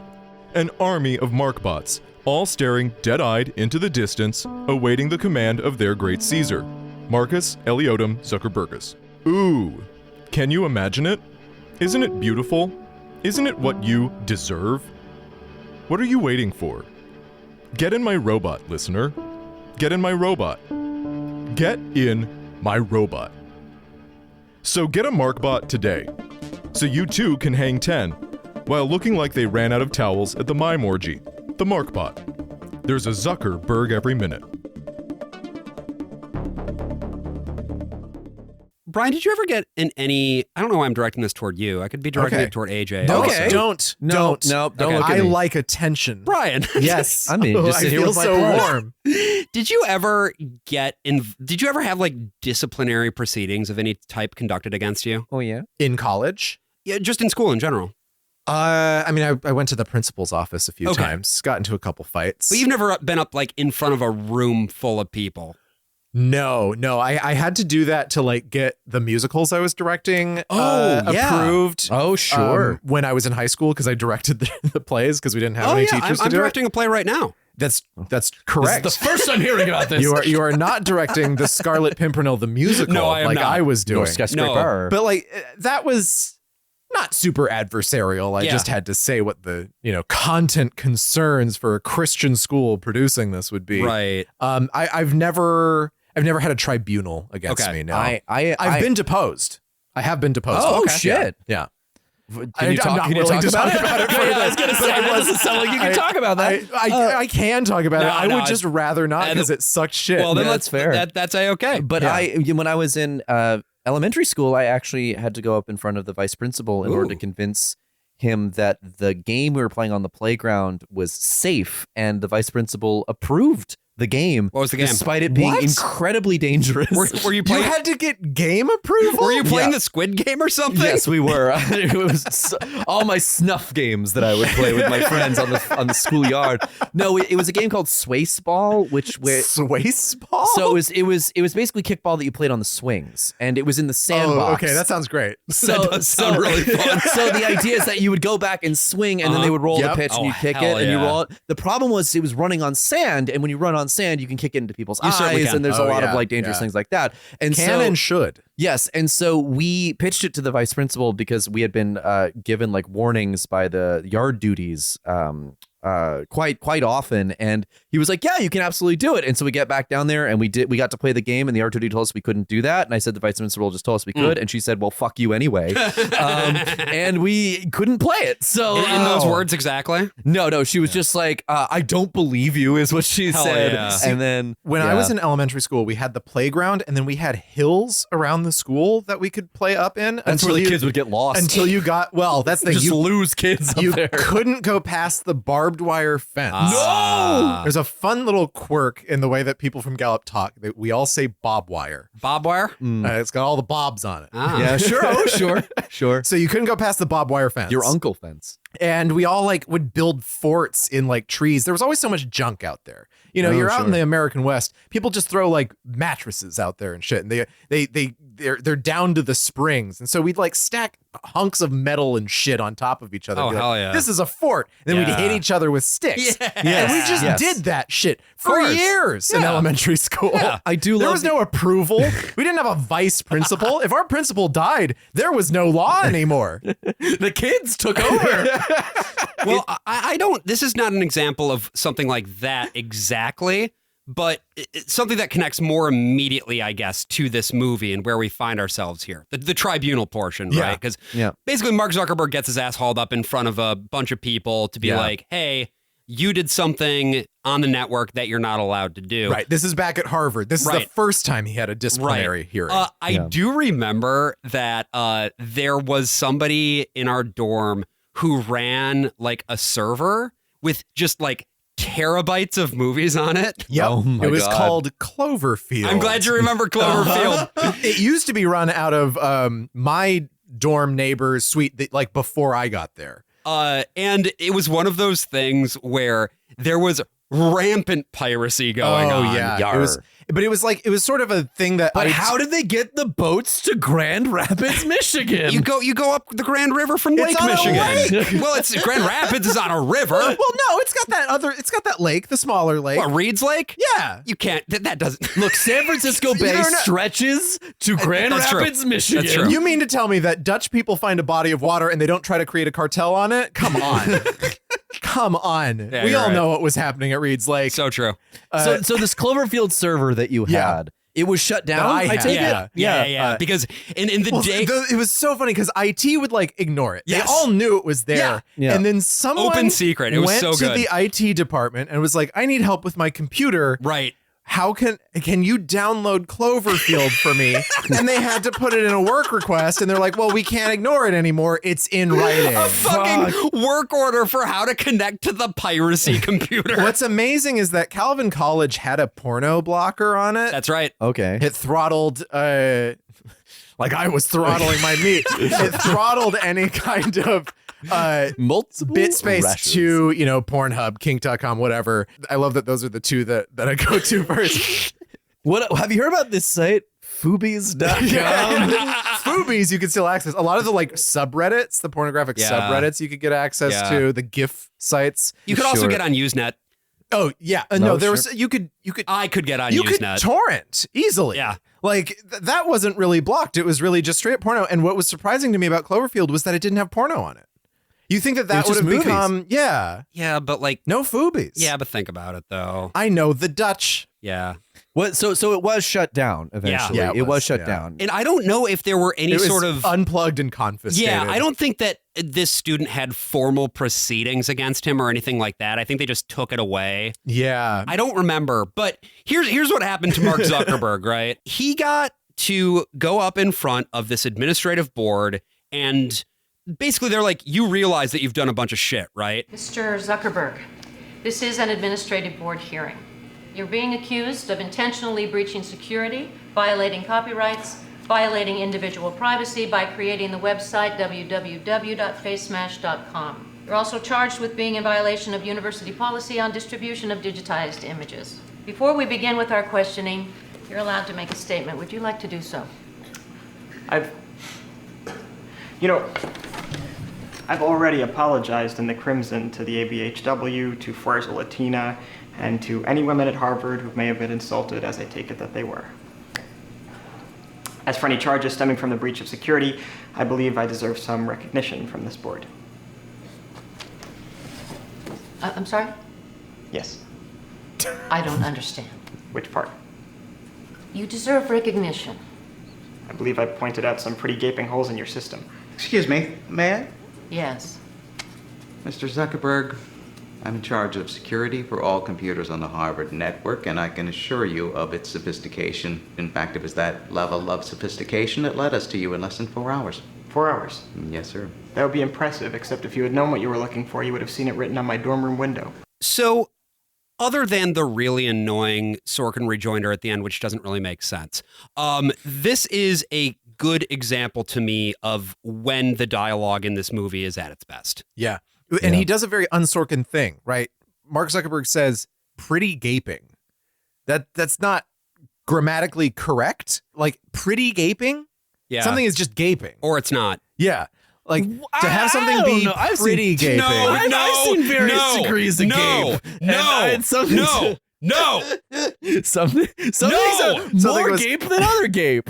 Yeah, but it's still just at some point it's all just gape. It's all just gape. Footies.com. You know? Footies.com. Like you don't say, This woman in bed sat all day, gape all day. Oh no. So to get back to my point, you don't say, "Oh, it's pretty raining out there." Yeah, right? rainy. You might say Sure. rainy. Yeah. You know, like there's another phrase, and so, but it's a good choice. Is what Yeah. I'm saying is like it's not Yeah. something Sorkin would do because of that level of incorrectness to it. He usually puts grammatically incorrect things in the beginning of a speech. If someone's going to talk for a long time, there'll be like a and then boom, boom, boom, boom, boom, boom, boom. Or Right. he'll have a woman say it when she's making a point to a man right at the end, and then they'll go, "Ha, no, you Right. made an incorrect citation of something." Or a Republican. A woman Yes. or a Republican. Or a Yeah. or a Christian. Or a Christian, yeah. Unless really- that Republican is Jeff Daniels, the man who will save all of our newsrooms and is Republican. I forget sometimes, but we do say it every now and then. The reason this works for me is more than just craft. Yeah. It is showing us that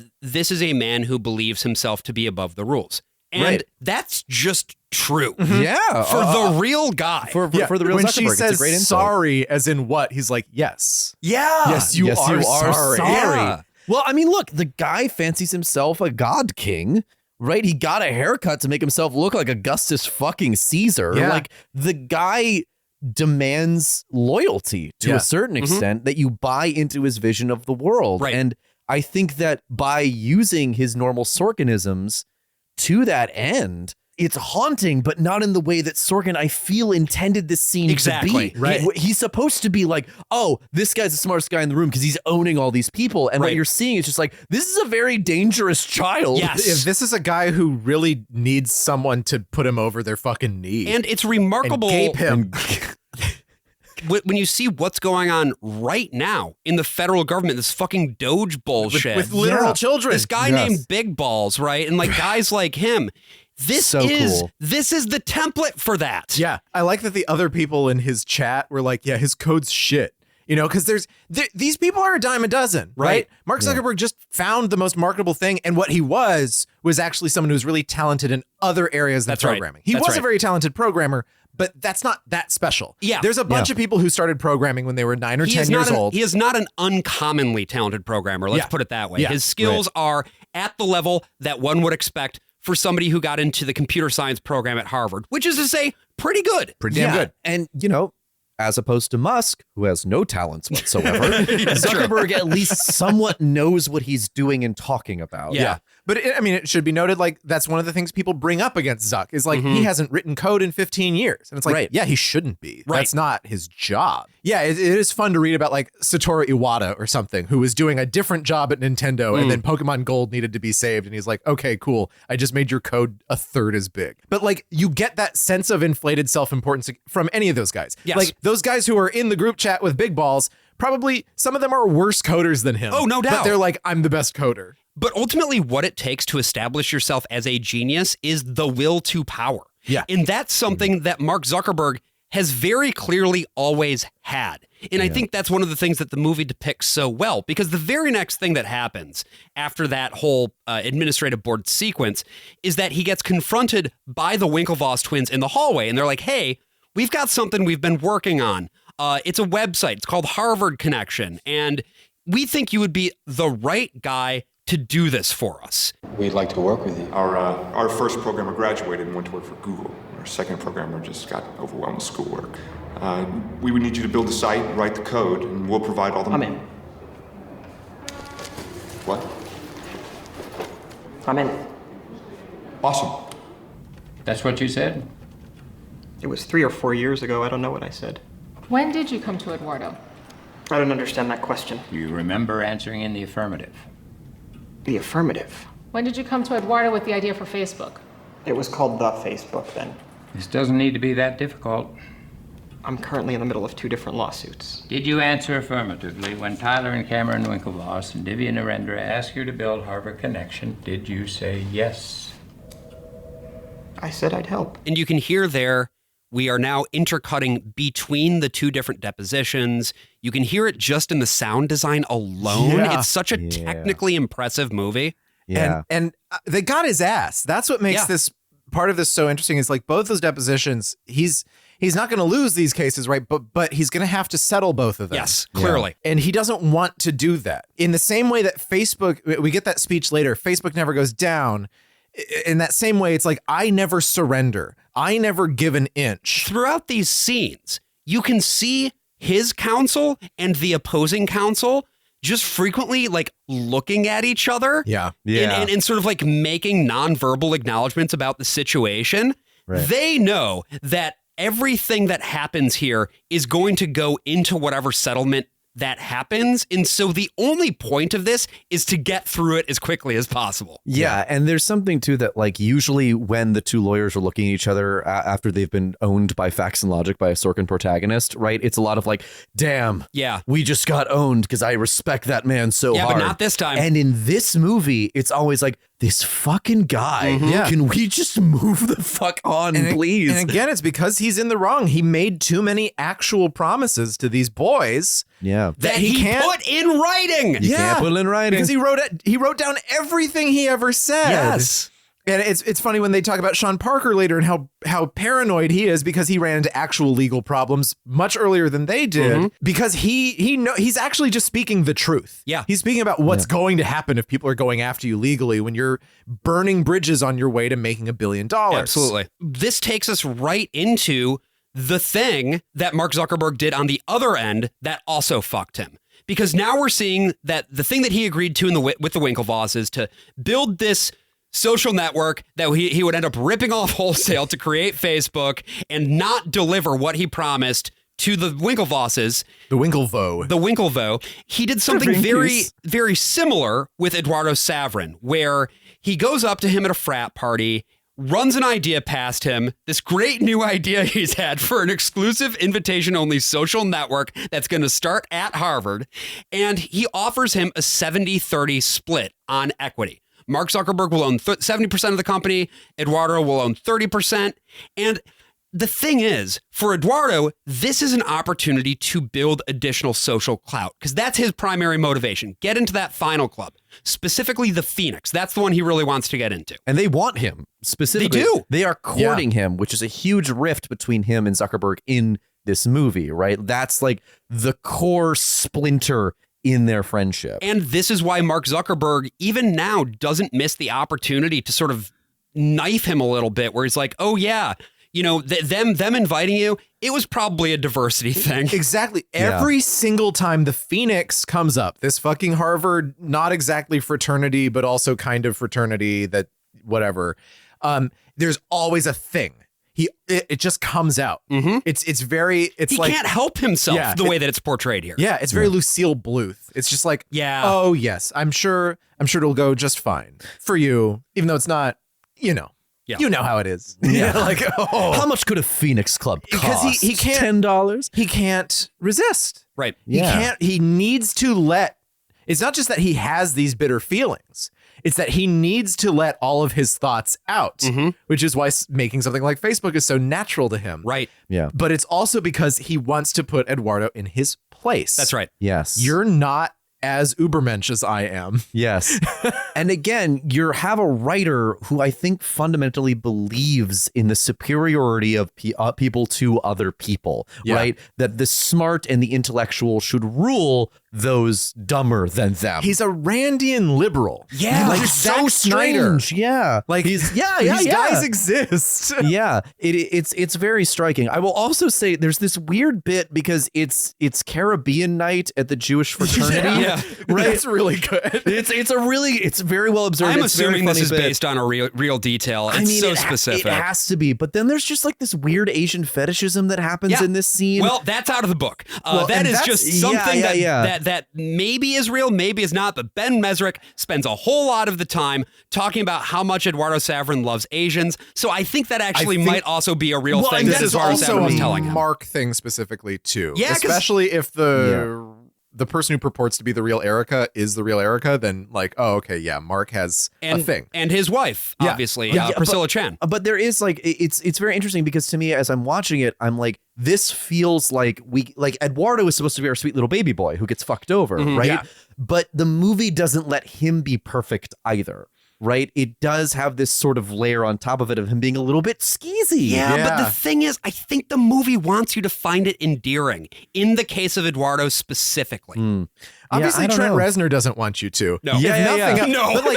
But Fincher has his own distinctive style. One of those things is he likes to have his movies with motivated sound, motivated light, which means light that sort of feels like it's supposed to be coming from the natural source. Yeah. And because everything is fluorescent, everything is green. Yeah. There's this green pallor to everything in the Social Network, and it makes you feel sick. And like green was what we were doing for horror movies at that point. Right? Every horror movie was green after Gore Verbinski did The Ring. This sense of, oh yeah, he's doing cool stuff is all being overweighted by, that's a weird word.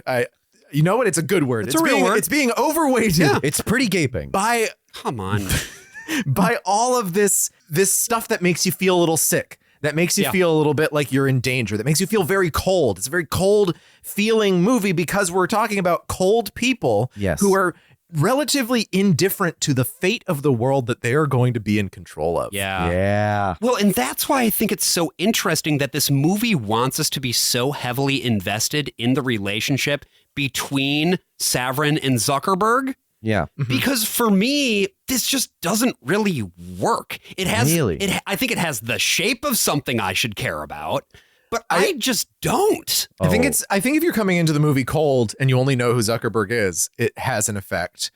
If you know that Savrin is worth $1 Brazilian, right? Yeah, it does temper it a bit. I think it's a credit to Andrew Garfield's performance that I buy into it as much as I do, because again, Zuckerberg, the whole time I'm watching him, like, this is not a friendship. Right. Zuckerberg is treating him like shit at every turn. It's an abusive relationship. It is an abusive relationship. And so I care about it because at every moment you're just like, Eduardo, you have the chance to get out. Yeah. Get the fuck out of here. I think that's fair. Yeah. It is really more having to take the thing on its merits in terms of the narrative it's feeding you, as opposed to what the real thing is. It's the distance between the story and the reality. Yeah, I forget where I heard this, but somebody compared this to like a Shakespearean film, that it's like we shouldn't think about this Zuckerberg as we would the normal Zuckerberg, but we should think about him more like Richard III and Richard III as opposed to the real life version of that character. Yeah, or Iago maybe. Yeah.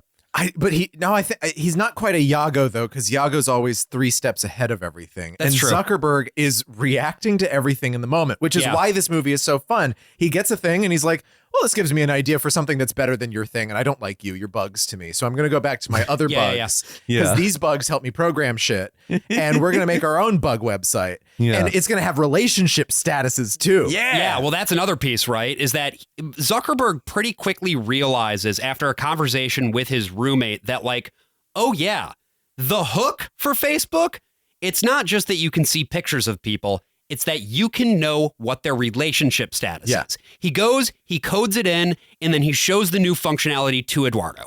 Shit, that looks good. That looks really good. It's clean and simple. No Disneyland, no live new girls. Watch. But you're right. Relationship status. Interested in. This is what drives life at college. Are you having sex or aren't you? It's why people take certain classes and sit where they sit and do what they do when at some center, that's what the Facebook is going to be about. People are going to log on because after all the cake and watermelon, there's a chance they're actually going to get laid. Meet a girl. Yes. That is really good. And that was it. What do you mean? It's ready. It's ready? Yeah. Right now? That was it. And here's the masthead. You made a masthead? Yeah. Eduardo, Savrin, co-founder and CFO. Yeah. You have no idea what that's going to mean to my father. Sure I do. Interested in is also such a fascinating detail because it's sexual orientation. Right. It's it's a non-judgmental, it's honestly a very woke way of depicting sexual orientation. You can check a box, check another box, or check both boxes, or check neither box. Right. It's something that if it was designed into if Facebook was something that young people were getting onto today, and then all of a sudden it threw that approach to sexual orientation, it would be decried as woke. Right. It would be something that like the gamers would get mad at. I'm not interested in anything. Give me Cortana. I'm interested in her.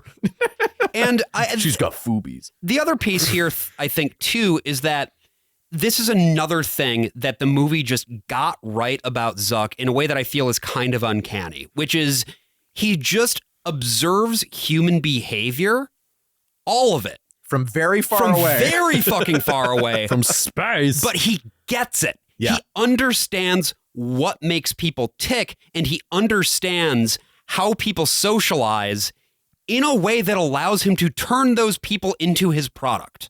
Things eventually get back to the Winklevoss twins. They're sitting at a performance of the Whiffin' Poofs. That's Yale. You got his ass. AJ? Yeah. Do you think I give a fucking shit about what goes on at these fucking places? I'm just saying, Like, if you're gonna Here's choose the thing. one, Okay, that's gonna get him you real know, mad. You're gonna correct me. You're gonna correct me on this. I went to Yale. Oh yeah. I dropped off a speaker there once for a theater Josh festival. also went to Yale. Yeah, I got a and mug. got a It was water great. bottle yeah, there. a water bottle and a mug. And some books at the bookstore. There's a New Haven? Here's the thing, folks. I knew the Whiffin' Poofs were Yale. Oh, If any of you went to Harvard, you can suck my cock. Natalie Portman, I'm so sorry if you're listening to this podcast. We Natalie think you're Portman? very talented. You were great in the Whiffin' Poofs at Harvard, where you went. A group that is famously just men. Oh my God. Jonathan Colton's gonna kick our fucking asses. Jonathan Colton, you were great in the Whiffin' Poofs. Yes, he was. He was in the Whiffin' at Poofs. Harvard, No. the school you went No. to. Ha ha. Yes. We're gonna have our skulls crushed. Divya Narendra, who we mentioned earlier, he is the guy who facilitates communication between the Winklevoss twins. He's their henchman. Basically, I mean, he's kind their of, yeah. henchman, but he's also their supervisor. Yeah. Like he's Yeah. both at once. He feels like the messenger in like a Greek play that goes, Sir, there's been a terrible massacre on the wall. And that's exactly what happens, right? He goes into the rowing room of the clubhouse that they are in and lets them know what's been going on. That was your father's lawyer? This is in-house counsel. He's gonna look at all this, and if he thinks it's appropriate, he'll send a cease and desist letter. What's that gonna do? What, do you want to hire an IP lawyer and sue him? No, I want to hire the Sopranos to beat the shit out of him with a hammer. We don't even have to do that. That's right. We can do that ourselves. I'm 6'5", 220, and there's two of me. I love that. That's one of the lines that I hate. That's one of those Sorkinisms I that I hate. love it. Really? I Yeah. love this line. I hate most of those. I love that You one. love that one? But it mostly, I think, is Army Hammer's delivery. There's two of me. I also like that, like, it's just pop culture to them. I don't want to hire a lawyer. I want to hire the Sopranos. Yeah. Right. People who don't exist. Yeah. They're on the TV. They have this very strong code of ethics, and one of the things that is core to them is that they are gentlemen of Harvard. Yes. And so they're not just going to go after a fellow Harvard man in the court. That goes against the Whiffin' Poof code of honor. That's right, Brian. This feels genuinely like a D&D player, like just being like, well, I would attack if I were me, but unfortunately I'm a paladin and I have a code of honor. But it's very true. It's the thing about these fucking psychos that go to these In fucking their stupid eugenic fucking blood secret feud societies. schools. Yeah. They're like, no, I would never sue a Harvard man. That's right. These are hallowed halls where Jeffrey Epstein has an office, even though he doesn't teach here right now. Yep. Alan Dershowitz is also here. Harvard In Jeffrey man. Epstein's office? But it's like sometimes these old colleges, and they're like, this is not an Ivy, but like Washington and Lee, and their whole like code of conduct for young men. all of these, fucking all of those bullshit. like old ass Like, schools. you need to be able to resolve things with 3 handshakes. And it's like suck me and fucking dry, baby. And NYU's code of conduct is like, give us money. And then there's no other thing underneath that. Give us money and don't say anything about Israel. But Yeah, this that's is pretty much also it. a very intentional piece of it because the thing about Zuck is that he doesn't really like. Yes, he does have a desire to be accepted by this kind of person in this kind of society, but he also bears this tremendous grudge against this kind of society for refusing to accept him. It's not that he doesn't care. He cares a great deal, but he's not able to win their trust or their acceptance. Yeah, these people are bugs, but they're bugs that have gotten into his house and he has to stomp them. Right. And it's also this tech generation that's against the old guys. Yeah. And you see Yeah. that this is something, because tech has this constant churn of new people. You see this in Pirates of Silicon Valley. They're like, we don't give a shit what IBM and Texas Instruments thinks. We're going to start in a motel room in Albuquerque and then move up to Redmond and do our own fucking shit. Right. And with Zuckerberg, it's like, I do not care about Google or Peter Thiel or Elon Musk or any of the, or Mark Cuban or any of these like Web 1.0 dipshits until his hero, Shawn Parker, who was himself the pirate of Silicon Valley of 1999, when he made this outlaw Napster thing. You know, he was way younger than all those guys even were at that time. He's like a hero to Zuckerberg. And he's like, yeah, we can build a new empire that is away from people like Elon Musk, who's just a barnacle clutching to everything. And here's the thing, too. This is core to what America is. Yeah. Going all the way back. I mean, obviously, I had mentioned that this is core to the Silicon Valley mentality, but people don't think about the fact that when the Declaration of Independence was signed, George Washington was a whopping 44 years old, and he was one of the oldest fucking guys to sign that thing. He was a wop? Yeah. He had a wet ass pussy, I'll tell you that. That's right. Not the kind of wop you would think. Yeah. Alexander Hamilton was 21. Yeah. James Monroe was 18. Well, that's just ridiculous. They're just letting anyone in. But they were. They were. Yeah, basically, yeah. These are things that are, I think, so core to what this country is and this great man of history idea. All of the fucking like plot shit that happens in here, it just exists to further burnish Mark as this, wow, he's so cool. You know, we've got the scene where there's like a lecture hall. They're watching a lecture by Bill Gates, another great man of history. A pretty good impersonator. The impersonator that they got, who he is an impersonator. He's acted in a few roles, but like his main thing is he goes to events. They should have gotten the guy from Nathan for You. Nathan for You. Yeah. This guy is so good at being Bill Gates that he's off a little bit. But it's so convincing, it actually rewires the way that you think Bill Gates looks and sounds. Yes. Especially the way he sounds. It's such a perfect, like, oh yeah, that is Bill Gates. Oh my God. Yeah. And they get noticed by a hot girl. This is Christy, who again is played by Brenda Song. She's doing such good work in such a terrible role. Yeah. Yes, This is the story of so much of Brenda Song's career. Yeah. She's currently slumming it on Tim Allen's third sitcom. Brenda! Oh, Brenda.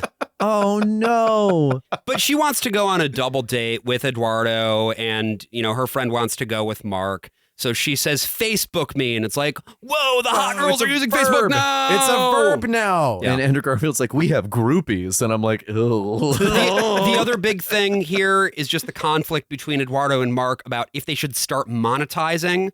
Mark correctly is like, yeah, we can't yet. Yeah, because then it wouldn't be cool. It wouldn't be cool anymore. And this is a little bit, again, they have to gloss this over in order to get this into the 2-hour movie and everything. This is not how it goes. There actually are ads for a little while. They're not well received. Oh, interesting. They're mostly I forgot local about that. ads. It's like, it's still a Harvard network, so it's just going to be stuff for the Harvard area. Like but yeah. classifieds, basically. Yeah. For the Whiff and Poofs. For the, of That's course. right. Yeah. For their Come by the mini concerts that they do in Cambridge, because they are, of course, a club at Harvard. They Come perform in and front of the statue of purchase- John Harvard, who is John Harvard. That's right. Purchase your own Whiff and Poof. Buy him. He's starving. He needs someone to feed him and take care of him. Like a Tamagotchi. Adopt a Whiff and Poof. Yeah. Adopt, In don't the shop. arms of the angel. They do a great rendition of that, by the way. The This Whiff and Poof. raises the tension about like the direction they should go. Yeah. And things kind of boil over when Eduardo notices that the Winklevosses have issued a cease and desist. Mr. Zuckerberg, do I have your full attention? No. Do you think I deserve it? What? Do you think I deserve your full attention? I had to swear an oath before we began this deposition, and I don't want to perjure myself, so I have a legal obligation to say no. Okay, no.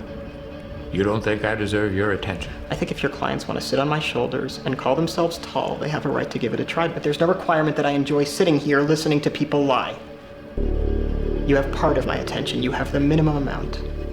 The rest of my attention is back at the offices of Facebook, where my colleagues and I are doing things that no one in this room, including and especially your clients, are intellectually or creatively capable of doing. Did I adequately answer your condescending question?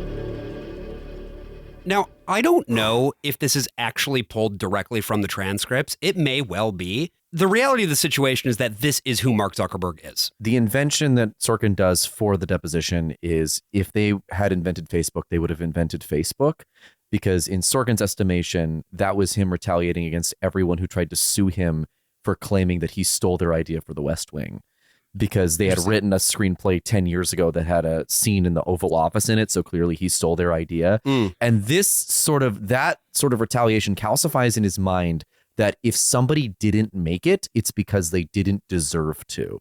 Sure. Which is basically informs his entire worldview on writing and about success for the rest of his life. So do you think that this statement here is in many ways also what Aaron Sorkin believes? I can't speak for the man, obviously. I can only speak for what his work says, and this to me sounds like Sorkin wrote it. Yeah. Right. But it also is true to, because Zuckerberg is one of the few people around who still talks about open source and how much he loves open source. And he rags on Sam Altman, because he's like, you call it open AI and it's not fucking open. Right. Which is kind of weird because Facebook is such a fucking like opaque walled I was going to say, there is not a single piece of open source code connected to Facebook that I know of. But he always talks about how important open source stuff was for the creation of Facebook and for all that. And it's like, yeah, you could have done it if you were capable. And you didn't. And I did. And he's also not wrong. Yeah. The Winklevosses didn't fucking make Facebook. I could be misremembering this, but I think in the transcript itself, it does say, somebody asks, are you paying attention? And he says, it's raining. And then I think they move on from there. Okay. And so then Sorkin took that as sort of to riff on it. But just imagine this scene with W.G. Snuffy Walden doing the score Absolutely for it. not. No. But It'd that's be the triumphant, thing, right? yeah. It would be a triumphant moment. This is normally a Sorkin monologue that is delivered like, I'm going to fucking own you. And it's delivered like a serial killer. Yeah. It's so haunting. And you've got that classic Trent Reznor just synthesizer under it. Yeah. Oh man, it works. And as the tide is shifting away from him, towards his enemies, him looking at the window and then him claiming power by coming back in, bringing his attention into the table. Yeah. This is like that scene in Citizen Kane with the gigantic fucking windows. Yes, it is. So you don't realize quite how big they are until he walks up to, because that's also him walking towards the rain, looking out the window, and then walking back to take his humiliation. And this is also kind of where the movie becomes a different movie from here on, because we shift pretty firmly from the world of Harvard to the world of Silicon Valley. Yes. No more whiff and poofs. No, sadly. I mean, there is Well, that. there's the Stanford whiff and poofs. yeah. There is that scene, of course, where poof and whiffs. where the boys get drinks with Christy and Alice and they get their shit sucked. Yeah. And actually, I would say this is the true midpoint of the film, because this is where Mark sees Erica again, and she dresses him down, like in a more forthright way. Yeah, and does not suck his shit. Yeah, no. And it's just, these are the two genders, obviously, to Aaron Sorkin anyway, which is getting your dick sucked by a woman or getting dressed down by a woman. Ideally, dream world, you'd have both in one. In his mind. Well, I'm you sure. can't do both at the same time.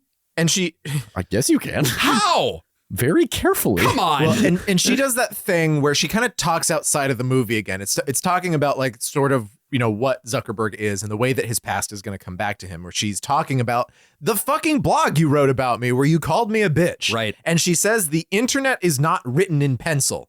It's written in ink. Which is really weird to hear now, because it's the not whole true. internet disappeared. It's not true. And I was looking up, at the time. I was looking up articles about Zuckerberg and interviews about this movie and about things like that, and like stuff from 2017 on websites that have completely ceased to exist. All on the Internet Archive still, thank God. For Some, but for like now. not videos. Right, yeah. And the Internet Archive, like we're seeing right now, can also has a policy where they scrub things at the request of site owners. And if that site owner is Elon Musk and he has people working in the government who have some very embarrassing tweets from the recent past, those get to go away from the one place that caches things, because Google doesn't do that shit anymore either. No. Right. What I will say about the blowjob scene is that one of the most upsetting parts about it is that Zuckerberg is wearing socks with sandals while he gets the blowjob. He always wore sandals back then. And maybe even now. I don't know. Is it acceptable to wear socks with sandals if you're not getting a blowjob? No. Okay, there we go. But especially heinous when one is getting one's load sucked out. Wow. You didn't know where the rest of that sentence was going. Nope. You were going to end it with load, and then that didn't make sense. No, you had to keep vamping. You had to do something to the load. There had to be a verb. I'm the out load here. had to be verb. Getting my load gaped. Who out here deploying their load? So I was really hoping that neither of you were going to catch that I said whiff and poofs and that I was wrong, because I really just wanted everyone in the comments to out themselves as boorish Yaleys. we finally get to California. We're in bed with Justin Timberlake now, and there's a hot lady who is Dakota Johnson, who is pretty much unrecognizable. Genuinely. Like, well, one, she gives a shit. She hasn't cared about anything that she's done in years, True. which is part of why I love her. I'm not going to watch Madam Web, but I do like seeing the clips. I They're saw very it on funny. Valentine's Day last year. And then And also maybe this year. I don't know, but we'll see. But here, no, she's just fully committed to the role that she's doing. Yeah. Because she hasn't found that persona yet. There is a really classic, like, this is a movie that is not as smart as it thinks it is, and it's full of classic, like, this is for the dum-dums in the audience moments. Yeah, this is a very Sorkin scene. There is one of those, this is for the dum-dum choices, is that costuming put her in a Stanford sweatshirt as well as underwear that has Stanford across the butt. Yeah. And then she talks about how she goes to Stanford. She really loves her school. Just in case you missed it. She really loves the school. But also, I will say it does set up a very, I think, good joke, which is that she's just like, what's my name? And he says, is it Stanford? Because she's wearing so much Stanford. That's actually the best part of the scene. It's right at the end. Shawn Parker reveals that he knew her name the whole time. Yeah. Because Shawn Parker knows everyone's name. And he goes to the restaurant. He knows the girlfriend's name. Right. He knows the waiters' names. Yes. Because he is charming as fuck. Yeah, here's how he's introduced. So what do you do? I'm an entrepreneur. You're unemployed. I wouldn't say that. What would you say? That I'm an entrepreneur. Well, then what was your latest preneur? Well, I founded an internet company that let folks download and share music for free. Kind of like Napster? Exactly like Napster. What do you mean?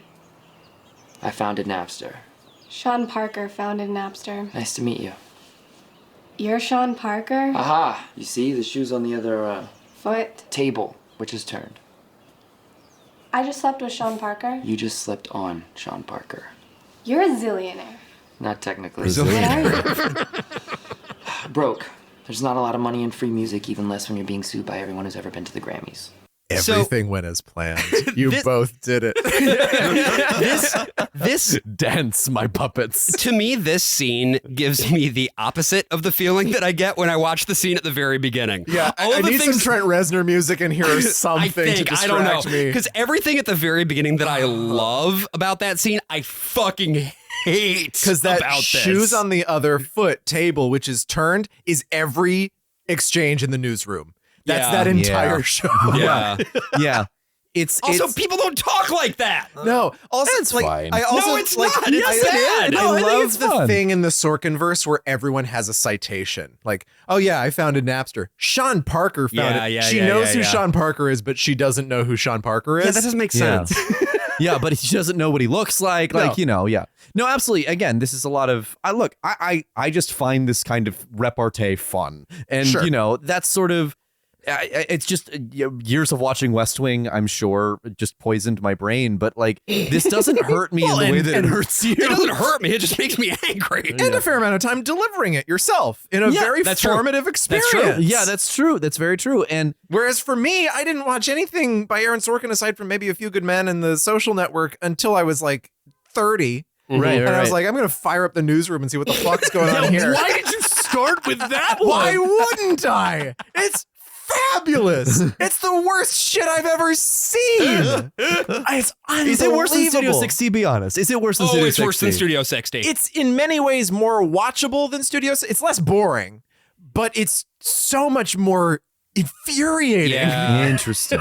Because it has such strong politics, whereas Studio 60 is essentially apolitical, and it really is just documenting one man's mental crisis, which he's putting out to paper in real time. And the newsroom is just so painfully smug about everything. Here's how I would have corrected the record 3 years ago is so galaxy brained, and it was such a gift to everyone that it happened. Like, they talk about Monday morning quarterbacking.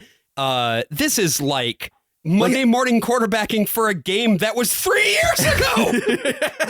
Like, I so wish the newsroom just continued forever. Yes. I want to know what Sorkin would have fixed about 2020. I want to know what he would have fixed about 2024. He would have had an episode where people are mad at Aaron Sorkin because he put out that op-ed the day that Joe Biden dropped out. So he'd have Jeff Daniels. So Aaron going Sorkin is a after character himself. in the newsroom. Yes. With Jeff Daniels going on the newsroom to be like, we need to nominate Mitt Romney. But this coming out like 2 years after. And Jeff Newsroom would just be like, I'm a Republican and I disagree with that. Fantastic. Remember, I'm a Republican, guys. Let's do another episode where everyone says the N-word a bunch of times. We have to do a newsroom episode, but also I am imagining a world where Jeff Daniels has to report on January 6th. Just Sorkin being like, what do you mean there's a shaman? Like, is there like magic happening? It's not magic, really. He's just a man who claims that it's a shaman. Well, I can claim I'm a shaman right now. Does that make me a shaman? Like, I can see it. I see this script forming in my brain. So somebody write this. This is what it is. You have the brainworms. Yeah, I do. I do have the brainworms. Well, hey, you know who else has brainworms? Who? Robert F. Kennedy Jr. And they're dyed blue because of all the methylene blue that he's been drinking. That's right, Brian. But also Shawn Parker. Because his time at Napster and the subsequent cases have made him a complete fucking head case. Right. But because Dakota Johnson was on his computer and on Facebook, he then sees, oh shit, this is a really popular thing. It's at Stanford. It's at all these other cool places. I need to find out who this fucking Mark Zuckerberg guy is. Right. And this is the big arc of what is essentially the second act of this film. This is a two-act film, I would say. Yes. And the second act, like a play, is Shawn Parker and Mark Zuckerberg getting connected. And maybe kissing. The last little piece that we get of the Winkle vosses, their last big thing, is they go to a meeting with then president of Harvard, Larry Summers. And it is a real coup de théâtre for casting because this guy's not an actor. Really? It's Gary Oldman's agent. Wow. It's this guy, Douglas Urbanski, who is not just or he might be a manager. There's no difference. Fuck you. He's a whiff and poof. And he's a conservative. Okay. He's one of these guys that Aaron Sorkin likes to spar with. He used to guest host whenever Rush Limbaugh was out. Really? Huh. He was very uncomfortable about this idea of acting in this. And of course, Fincher has worked with Gary Oldman a ton of times, so he's gotten to know this guy. He's like, you're a no bullshit kind of guy. I like the tone you bring to things. He's perfect in this. Well, and he's so good. What's good about it too is, or maybe the reason that he was willing to do this is that the scene also kind of takes the piss out of Larry Summers. Yeah, because he really seems totally ineffectual. It's so clear that he has no idea about any of the specifics of how the world is actually working or where it's going. And when he pulls the card of like, well, I was the Treasury Secretary, it's a very thanks Obama moment because of course he was secretary under Obama. Right. Anyway, it's really nice hearing the Winklevosses get dressed down, and I just wanted to pull a clip of that.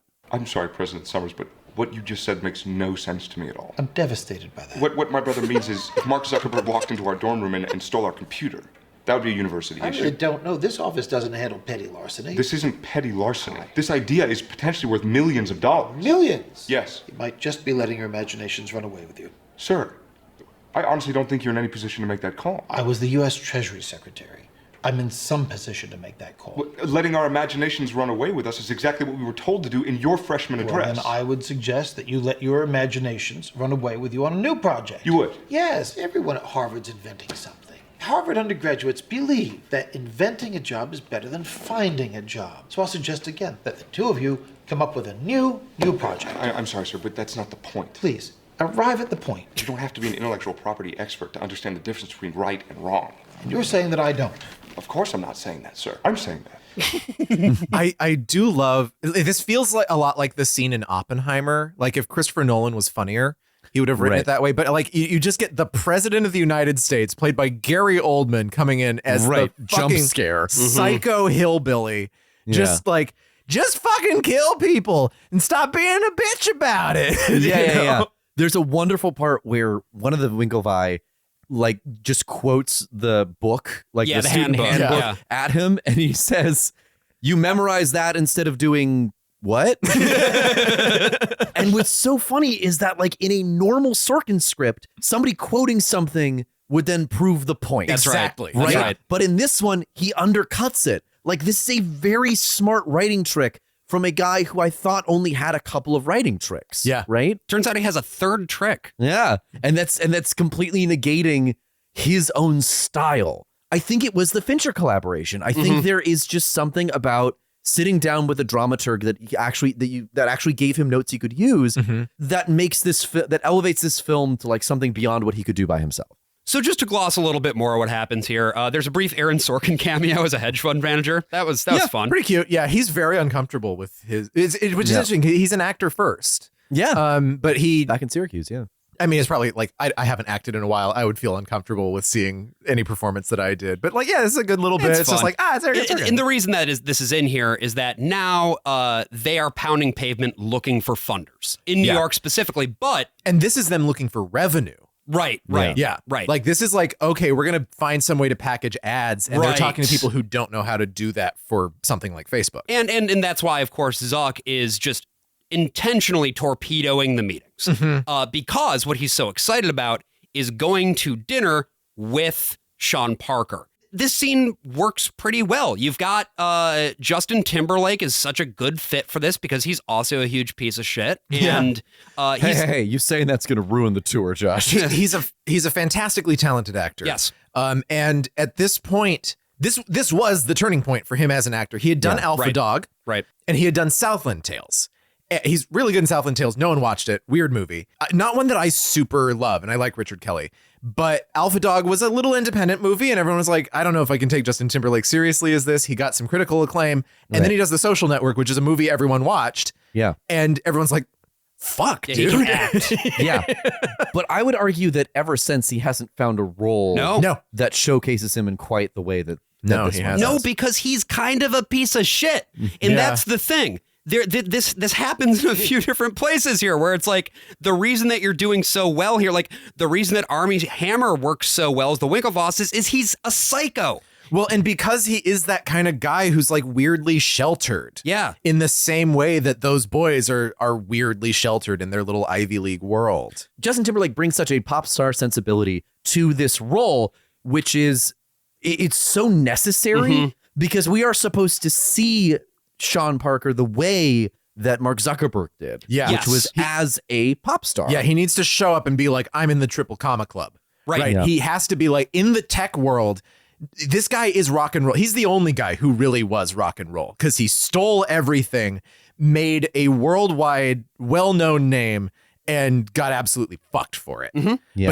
But he's also not down for the count. Right. He's still pushing. And he's got that sort of bad boy reputation that plays really, really well, especially to somebody like Mark, because you see this in the dinner scene, that this guy is everything that Mark Zuckerberg wishes he could be, or at least thinks he wishes he could be. Yeah. And importantly, this is the part of the story that is told from Eduardo's perspective. Yes. So you get this. This is his deposition. This is his deposition. Good point. Yeah. So you get this whole thing where there's a very famous line in The Social Network, and I had forgotten this, which is, you know what's cooler than $1 million? The line is, $1 million isn't cool. You know what's cool? $1 billion. But it's not delivered like that. He also doesn't get to do the punchline. Yeah. Eduardo says $1 billion in the deposition. Cuts him off. Yeah. It's so smart. Yep. Because it's like, yes, he was a rock star and this is the effect he had, but ultimately, as I knew, he was a huckster. He was a fraud. He was a con man. And this is also, when he walks out of this one, he's like, drop the. It's cleaner because it was still thefacebook.com. At this point, Zuck is fully enamored of Shawn Parker. Yeah. He decides to move the company to Palo Alto. He stages a hackathon at Harvard to choose the best interns to move into this new house. This is a scene that didn't need to be here. No. Okay, so here's it's fine. It's just like it doesn't. We don't need the hackathon. we don't need the hackathon necessarily because we see a lot of stuff in Palo Alto, but it is the thing of just like it's drawing the clear parallel. He is creating his own Phoenix Club.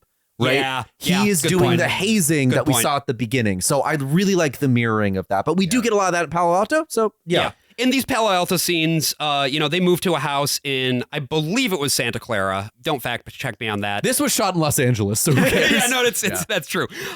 They had to be really specific. Like this house was really difficult for them to find. They went to Google Maps and like instead of going around the usual kind of scouting, they needed a house that it needs to look like the real deal. It needed the pool. It needed a certain separation from the house. They needed to be able to put a brick chimney that they destroy on top of it. And this is the characteristic depiction of the Silicon Valley hacker house, which has become a trope, obviously. But this was the first time I think that it got a really high profile depiction in popular culture.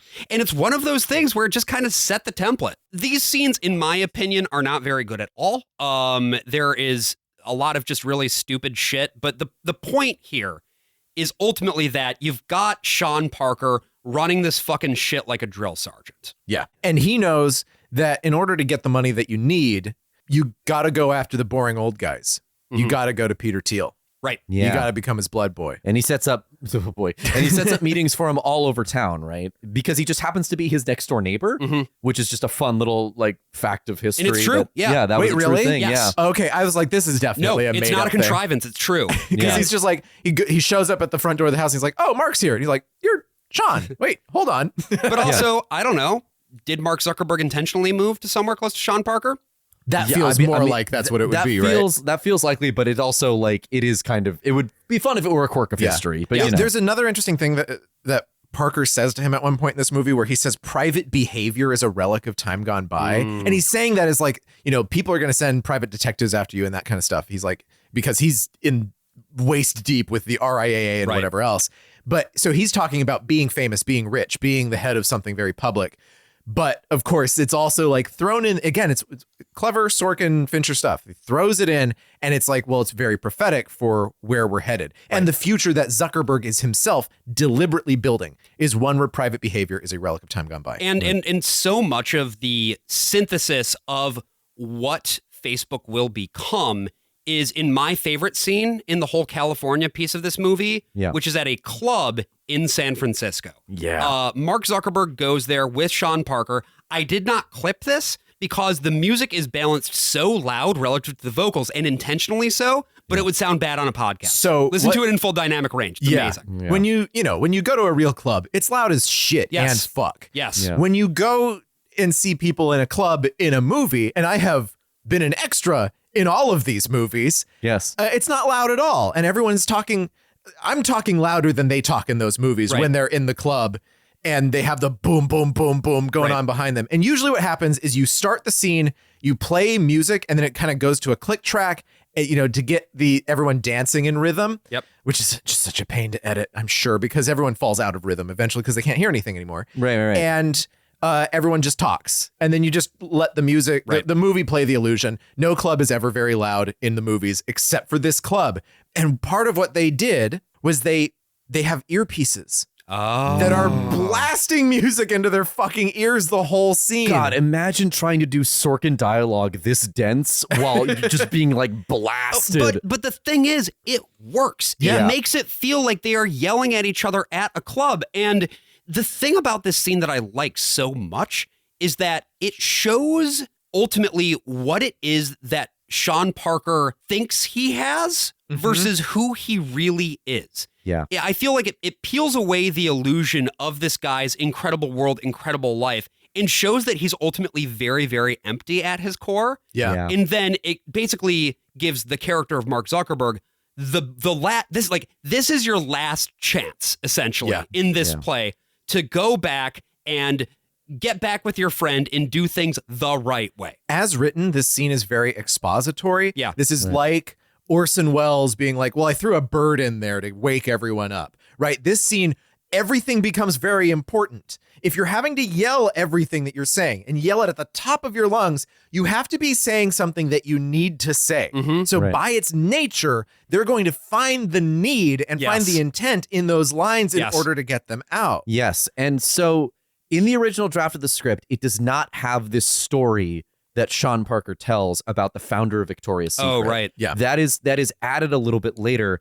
And I think to me, it captures the magic of this movie to a T, because it reveals, first of all, that Shawn Parker is like just desperately trying to avoid the point where he would get into a mental space to throw himself off of the Golden Gate Bridge. That is the thing that he is constantly running to avoid. That is a really great layer. Also, he tells this whole story and Zuckerberg goes, was it supposed to be a parable? And it like completely undercuts what is normally like the triumphant Sorkin, I'm going to own you monologue, which is great. But also, he says that a guy threw himself off the Golden Gate Bridge just because he wanted to get his wife a pair of thigh highs. And this is where my brain breaks entirely, because there is the coloring of the text itself.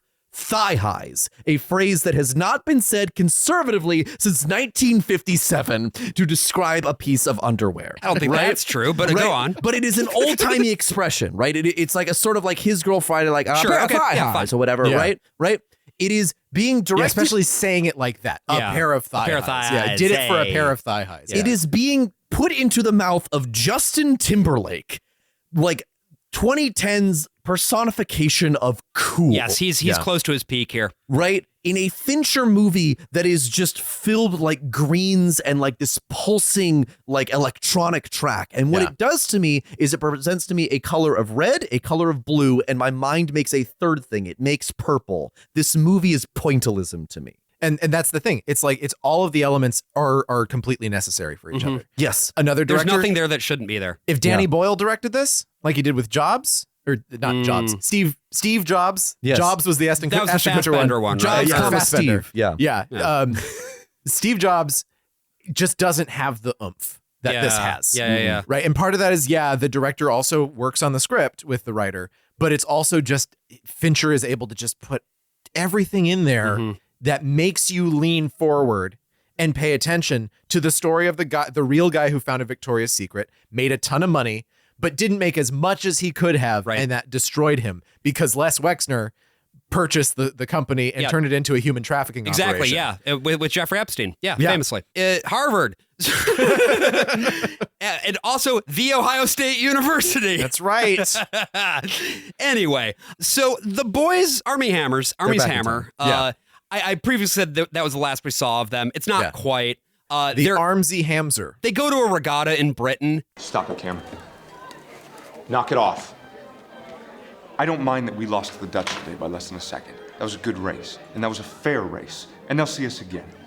What I mind, and what you should mind, is showing up on Monday for a race that was run on Sunday.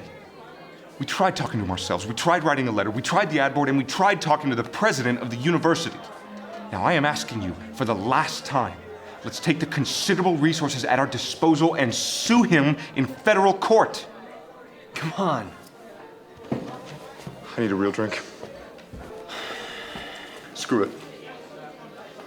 Let's gut the fucking nerd. So this is a weird line because for a lot of people who've watched this, I don't know where the difference lies. He says friggin'. You see his mouth say fucking, but they've dubbed him over to say friggin'. I don't know why. In the commentary, there's a moment where Army's like listening to the line with Andrew Garfield, and he's like, hell yeah, and he like repeats the line, let's gut this friggin' nerd. He says friggin' in the commentary as well.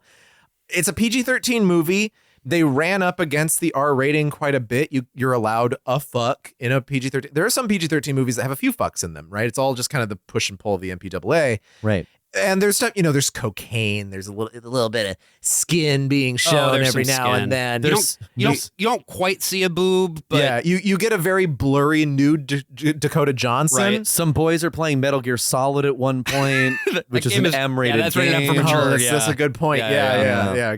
So that's the scene that Aaron directed. I don't know what releases have this removed and what releases don't. It's just kind of an odd thing. It kind of works for him to say friggin' because he's such a little like, he's a Harvard man. Yeah. Let's gut the freaking jerk. And Eduardo makes it to California, right? He drops everything. He quits his internship. And he shows up. It's like a classic, he's got the rain pouring on him. Yeah. It turns out when he gets there that Shawn Parker is now just like running the entire operation. Yeah. Yeah. And to say the least, Eduardo is not happy about this. I do not want that guy representing himself as part of this company. You gotta move out here, Eduardo. This is where it's all happening. Do you hear what I just said? said? The connections, the energy. Mark, you got it. I'm afraid if you don't come out here, you're gonna get left behind. I need you out here. Please don't tell him I said that. What did you just say? It's moving faster than any of us ever imagined it would. It's moving did you- fast. what did It's you moving mean? fast, and Shawn thinks that we Shawn may is have- not part of this company. We have over 300,000 members, Eduardo. We're in 160 I'm aware of schools, that. including 5 in Europe. I'm aware of We need that. more servers Mark, than I I'm the ever expected. CFO. We need more programmers, and we need more money, and he set up the Teal meeting. He set up meetings all over town. Set up other meetings. Yes. Without me knowing anything about. You're in New York. I'm in New York riding subways 14 hours a day trying to find And advertisers. how's it going so far? What did you mean get left behind? And this is the thing that pisses Eduardo off enough to go and shut down all of the bank accounts for Facebook. Yeah, I would say to Eduardo, if you're listening, talk to your lawyer first. There were probably a few times that he should have done You that. have an attorney. You're very rich. Yep. You can afford the billable hours, but he doesn't like, because Shawn Parker is broke. He really is unemployed. Yeah. And he is desperate because he's in a lot of legal trouble. He could end up with negative money. Yes. Very soon. And so he's living off of Eduardo's money. Yeah. Yeah. In this house that Eduardo pays. This is all his. Yes. He founded Aviato. And all he does is, all he's really doing is like yelling at these kids and then bringing in girls of questionable age. Yes. Yikes. Yeah. And you know what's And funny they really emphasize, Yeah, like, they do. we don't know. Some of these girls are probably high schoolers. Yeah. And Shawn Parker himself saw the movie and was like, I was really flattered that I was represented by a sex symbol, but he doesn't contest the Oh, no, I'm sure he kid doesn't. Yeah. thing. And that's what's wild to me is like, if I saw this myself portrayed that way on a screen, I would have perhaps something to say about those allegations. I'm kind of surprised that shit made it past legal, if I'm being honest. Like, Yeah. I'm surprised a lot of this made it past legal, considering the sort of dubious. I guess because he was caught later at the party with underage people, with minors that was like, oh, we could like claim it was like related those to girls that. were minors in that they weren't 21, but it doesn't say. They wouldn't say they were under 18. That's a whole other thing. That is a whole other can of worms. The other piece of it, to the legal point, apparently Jesse Eisenberg had wanted to meet Mark Zuckerberg. Like, he was driving to Facebook and got a call from Scott Rudin on his way down. And Scott Rudin, the producer of the movie, was like, hey, stop. That's a very like Breaking Bad. Like, he pulls up and then just gets torn around. Yeah. Well, no, he looks around and then a phone just like hits him in the face. You sent an intern to LA to throw a phone in me. So The intern also has a phone-shaped bruise on his forehead. Help. The only other small plot point that I wanted to say here is this is also the end of Christy, Eduardo's girlfriend, Brenda Song. Yeah. She set some stuff on fire because his bitches bed. be crazy. This is my only thing I'm going to say here. This is lazy. This is racist. It's the like classic crazy Asian girl stereotype. But more importantly, it's such a waste of Brenda Song's talent. It really is. If it's any consolation, when you watch the behind the scenes, Brenda Song had a blast filming this scene. So it looks like it would have been fun. Yeah. She was just like, actually, I've done this before. So like, not like that, but like I've been in this headspace before, and all I wanted to do was light something on fire. So it was like nice to get to do that. It's like a fun thing, but it's so like, do we care It's a about hat on a her? hat. Do we need? What they want to do is they build the tension, right? Almost like a Paul Thomas Anderson thing, right? Like, let's just add a guy throwing firecrackers in the corner, right? He's getting this call, everything's going down. Zuckerberg saying, Facebook never goes down. You cut off our money. Fuck you. Right. Fuck your mother. Meanwhile, all of his shit is on fire in the living room. Yeah. And you don't necessarily need it. You don't necessarily need the guy in the corner throwing the firecrackers. It's also a thing of just like Aaron Sorkin is like the most painfully straight writer. I think probably one of the most successful. He's but like heterosexual. Yeah, but like it is so funny to me that like the friendship at the core of this movie has some very homoerotic undertones. Yeah. When Brenda Song is burning this thing, the fight that matters is the one between him and Zuck. Right. Right? It's a little bit of projection of my current relationship is burning up and I'm now going to commit to this other one. But the problem, right? as I see it, is that there's... But he won't allow it. He just will never allow that possibility. Exactly. And there's so much weight that is put on this scene with Brenda Song, and it's like, we just don't... We spent no time with them other than she was there at the lunch with Shawn Parker, and also she sucked his dick in a bathroom. That's all we know about There's her. just all these little kind of dangling threads with Eduardo. He's just got a Brazilian things going on. Right. That's right. That's so true. Brian, that's a really good point. My favorite reality show of the early 2000s was Joe Brazilianaire. Yeah? Yeah, okay.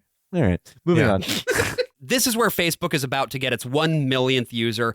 Facebook has shiny new offices, and apparently this production design was very close to the real thing. Yeah. What I noticed from the footage I was watching on like 60 Minutes and whatever was there was a lot more clutter. There was a lot more like just shit all over the nerds, place. it makes sense. But it's like such a classic of the era. Totally open floor plan. Zuck is out there on the coding floor with everyone else because he was still coding at that point, which ridiculous.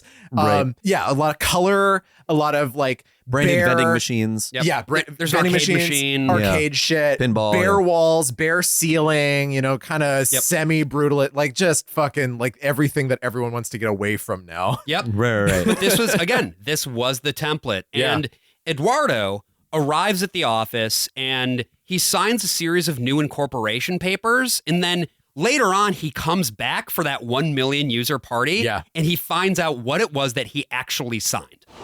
Mark! He's wired in. Sorry? He's wired in. Is he? Picks up the laptop and destroys it. How about now? You still wired in?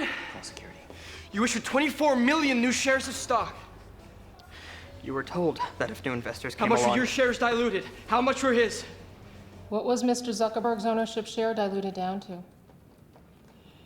It wasn't. What was Mr. Moskowitz's ownership share diluted down to? It wasn't. What was Shawn Parker's ownership share diluted down to? It wasn't. What was Peter Thiel's ownership share diluted down to? It wasn't. And what was your ownership share diluted down to? 0.03%.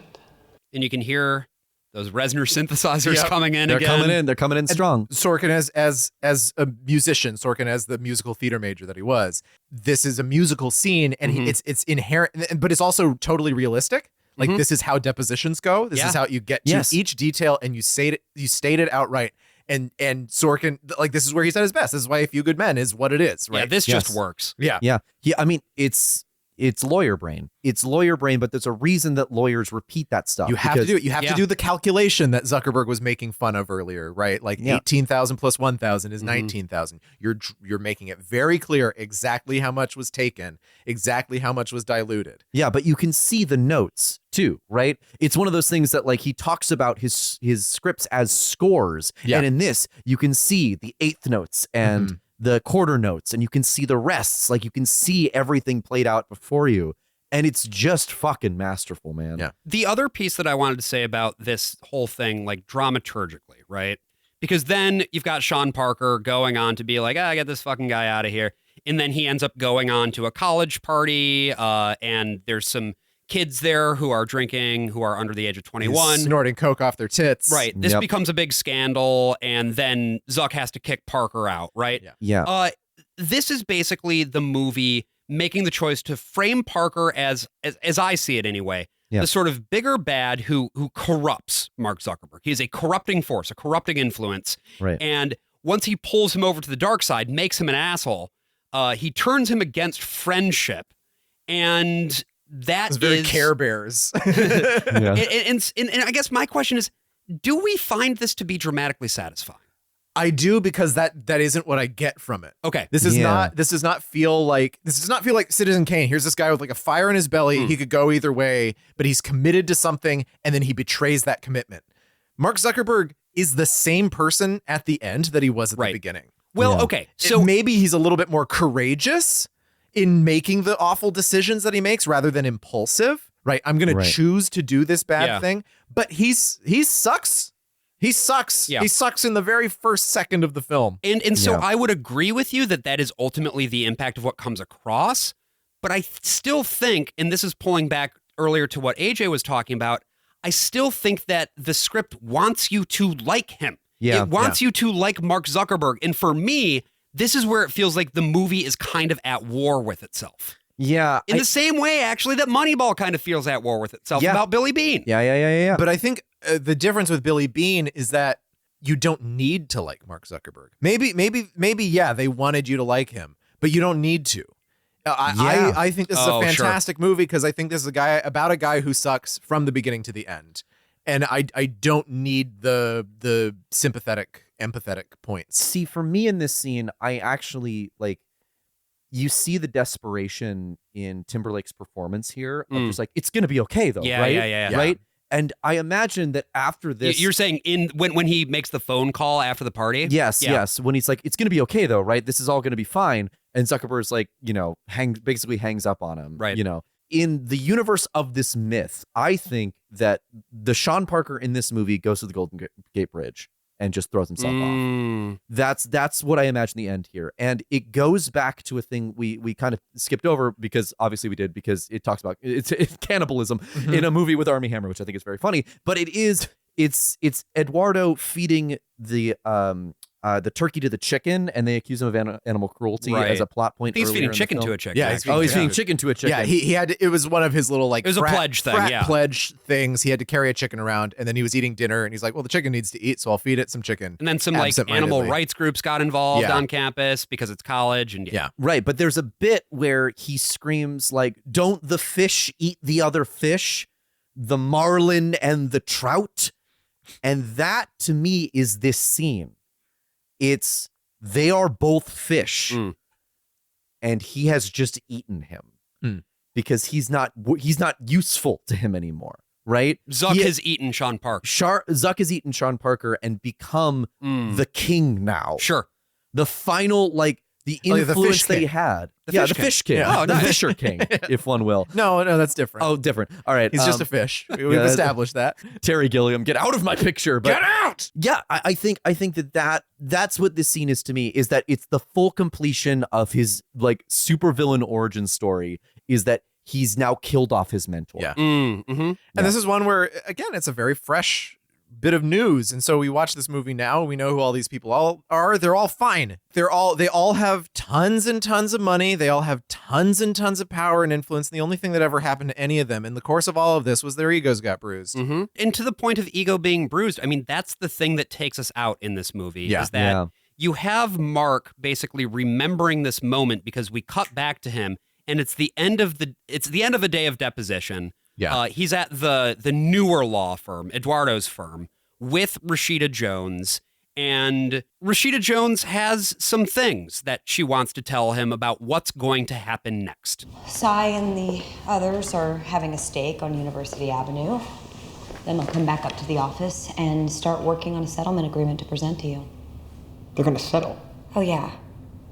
And you're gonna have to pay a little extra. Why?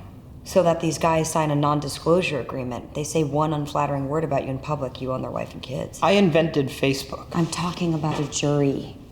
I specialize in voir dire, jury selection. What a jury sees when they look at a defendant. Clothes, hair, speaking style, likability. Likability. I've been licensed to practice law for all of 20 months, and I could get a jury to believe that you planted the story about Eduardo and the chicken. Watch what else. Why weren't you at Sean's sorority party that night? You think I'm the one that called the police? Doesn't matter. I asked a question, now everybody's thinking about it. You've lost your jury in the first 10 minutes. Farm animals. Yeah. I was drunk and angry and stupid. And blogging. And blogging. Pay them. In the scheme of things, it's a speeding ticket. That's what Cy will tell you tomorrow. Do you think anybody would mind if I stayed and used the computer for a minute? I can't imagine it would be a problem. Thanks. I appreciate your help today. You're not an asshole, Mark. You're just trying so hard to be. I hate that last line so much. It is such a good scene right up until that point, at which it's like, why are we trying? What is this? What are we doing here? What are we doing here? Trying to avoid being completely sued, I guess. There's something about the condescension of it that feels like it could be putting him in his place even more. You don't even have the capabilities of being the kind of person that I would call an asshole, but it's weak. It's a weak line. It weakens everything that came before because what there really is in this movie is this message that Aaron Sorkin is sending out to Mark Zuckerberg that's like, you have a likability problem. I see you, bitch. You are never going to escape it. And I think that got under his skin. I think this movie, I think this speech got to Mark Zuckerberg, and everything that has followed since then has been like, this has become his rosebud. Like this has become his, like this thing that he wants to escape, that he wants to overpower, that he wants to prove wrong. And you're especially seeing that now that he's wearing designer t-shirts and growing out his hair to look like Logan Paul. Right. Because he's reached full saturation. Half the world uses his services every month. Right. Yeah. 3 billion use it every day because of WhatsApp more than anything else. Right. WhatsApp is the way that all families in the developing world communicate with each other. And a whole lot of Europe too. A whole lot of Europe. But like the thing that people don't realize with WhatsApp is because of its presence in like the global south, even the Brazilians. There's so many of them. Yes. There's there's over 100 million of them. Wow. What would you classify that as? Is like a lot number. of people. It's a lot of people. That's a lot of Brazilians. Yes. India. I mean, like, a lot of people are using, Brazilians of people are using WhatsApp. God damn it. I tee you up, you shoot me down, and not 2 seconds later. I use my own goddamn tease. Tease you. I have a Brazilian of them. Fuck. That's mine. All That's right. my word. All right, if we get to 20K a month, we're all getting Brazilians, okay? No, we're not. Yes, we are. we're not. Yes, we What do you are. mean we're getting Brazilians? Yeah, we're getting Brazilians, baby. He doesn't mean the people, Josh. He doesn't mean the He means people. the wax. It means the wax. Oh, right. Okay. Fucker. But like, at that point, what do? You can't get China, right? Zuck can't get China. No. China has market solutions to keep him out. Everyone's right. going to use Bilibili and Weibo and whatever else. Right. So now he has to get into hardware. He's trying to do the glasses thing because it's been a year since Apple Vision changed everything. Changed everything. But more than that, you have another world that you have to conquer. If you Yes. get all of Macedonia, you get all of Greece, then where do you go? Afghanistan. Right. So what he has to do now is take over the world politically. Right. Which he has carve-outs in his contract with Facebook that he can take time off to be a politician. He attempted it. Didn't go anywhere. No. He didn't run for president, but we got a lot of weird articles because it was 2017. And so many strange photographs. And Truly. so many strange photographs. And then Cambridge Analytica happened. Right. And that was overblown. It wasn't really what everyone kind of says it was, but it made a lot of senators mad at him. And now he's like, well, fucking Musk is in the White House, and I have to like navigate this relationship because I do want to dominate the world, and it has to go beyond my business's growth because I can't grow it anymore unless I'm like physically building infrastructure in other countries and changing laws so that I can do whatever, or getting rid of organizations like the CFPB that are investigating my company. And a couple things that I'm going to say here. First of all, the way that this movie closes, I think, alludes to that very thing. It does it in a way that you would consider symbolic, which of course is that he goes back to Eric's Facebook page. Right. He hits the add friend button, and then he just keeps refreshing the page over and over and over again. Remember He did it for the dame. Yeah. Remember refreshing pages? I do. Yeah. on a very literal level, obviously this is like saying, oh, he's still this girl still lives rent free in his head. Yeah. Yeah. But it's also about just not being able to get the thing that he wants. Yeah. And for him, The ego is the most important thing. The That's money right. doesn't matter. No. It's all the ego. and it's fucking intolerable for him when he doesn't get what he wants. Yes. Whether that's talking about not being able to launder his public reputation in the way that he wanted, because I remember right after the Social Network movie came out, there was a lot of chatter about it. And for a while, he just didn't say anything. And then when he did start saying stuff, it was always in a controlled environment. There is a video of him at one of those Facebook, like there used to be a thing at Facebook, and maybe they still do this, I don't fucking know, where every week Zuck would get up in front of all of the employees and anybody could ask him a question. And he talks about the Social Network movie in that talk back. But the thing about those Q&As is that obviously these aren't really questions that they're asking like in the spur of the moment. These are these are vetted questions, and that gives him time to respond in a vetted way. It's like in a prepared way. that James Dobson bit where It's exactly he has that. his buddy Brian It's interviewing. exactly Yes, that. you. To Brian Alford. And I was so young. but that's another good example of like, yes, he will address it, but only on his own terms when he has the time to do it. When he can be in control. Right. Yeah, and this is still the thing. I mean, Rogan's a little bit different. Rogan knows how to play ball. He doesn't really get on Zuck's ass, even though he's like, you fucking blah, blah, blah, 2020. He always elides it. Like, or when he did his big brand change, he had someone go out there and be like, why is it so cool being you? And he's like, I don't know, I just love surfing. And then he does that thing where shift he made like surfs, 3-4 years ago. And his wife throws him a beer, and he has the American flag. That was all someone else interview. And he goes on these podcasts that are so present in the tech world. They're like, we want to present tech optimistically. There's just so much negativity in the news now. So anyway, Zuckerberg, why is AI just the best? And he's like, well, I don't know why anyone criticizes it. It's because, everyone can become a doctor now. It's like, Mr. Zuckerberg, your campaign has the momentum of a runaway freight train. Why are you so popular? Exactly. I mean, yeah. It's also, and then, oh my God, I just keep thinking about the picture of Zuckerberg. This is like the only way I will ever picture him is surfing, but he's wearing basically what looks like clown makeup for sunscreen. Yeah. And I'm just like, that's him. That's who that guy is. Why do you think when he rebranded, he did a photo shoot where he goes surfing?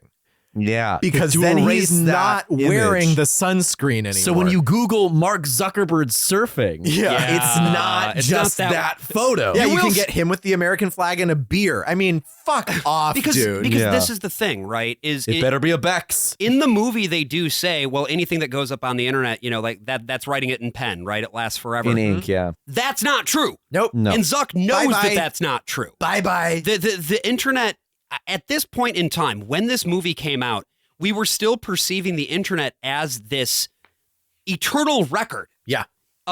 Maybe, and not a thing hosted constantly on servers. On servers that you just turn off one day. Those servers that are accessed in real time. Yeah. Like Cloverfield. Exactly. And if you're savvy about it, you realize that in order to stop serving the Foobies to the college campus, all you have to do is unplug Cloverfield. You know what I mean? Right. There were no Foobies. You got to be really careful. There were no Foobies. You got to be really careful because if you travel back in time and steal the Cloverfield server, well, that'd be a Cloverfield paradox. Yeah, no one watched that movie, AJ. I know. It was just me. It was a Super Bowl release. Genuinely disappointed. I know. Because we talked about Cloverfield earlier, and I was like, Cloverfield paradox. So I have the bit locked and loaded, and then we moved on. I'm like, I'm never gonna get the chance again. That's And I'm okay. like, I have the chance. Congratulations. AJ, you have more than just the one bit. You have Brazilians of them.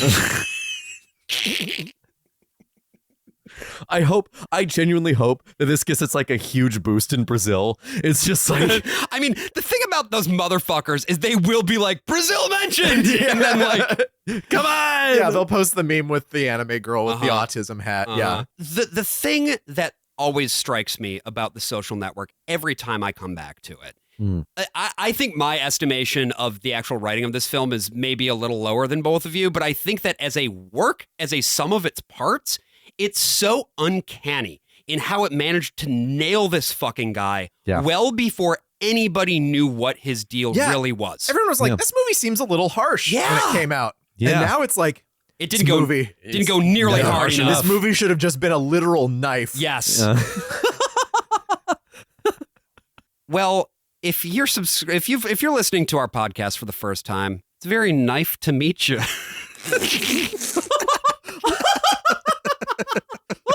It's nothing. No. I need that to be the sign off. Yeah. Forever, regardless of context. We already have a sign off. No, I know, but like the transition into the sign you got off. it. Yeah, it's very nice to meet you. No matter what we're talking about. Just imagine this whole time while listening to the podcast that we're all holding knives. That's right. Just at each other. I can go get some of my knives. We can hold knives. Don't bring that near me. A That'd be Mexican very visual. standoff, but with knives rather than guns. Say Brazilian again. Say it again. They call it a Brazilian standoff when you have knives rather than guns.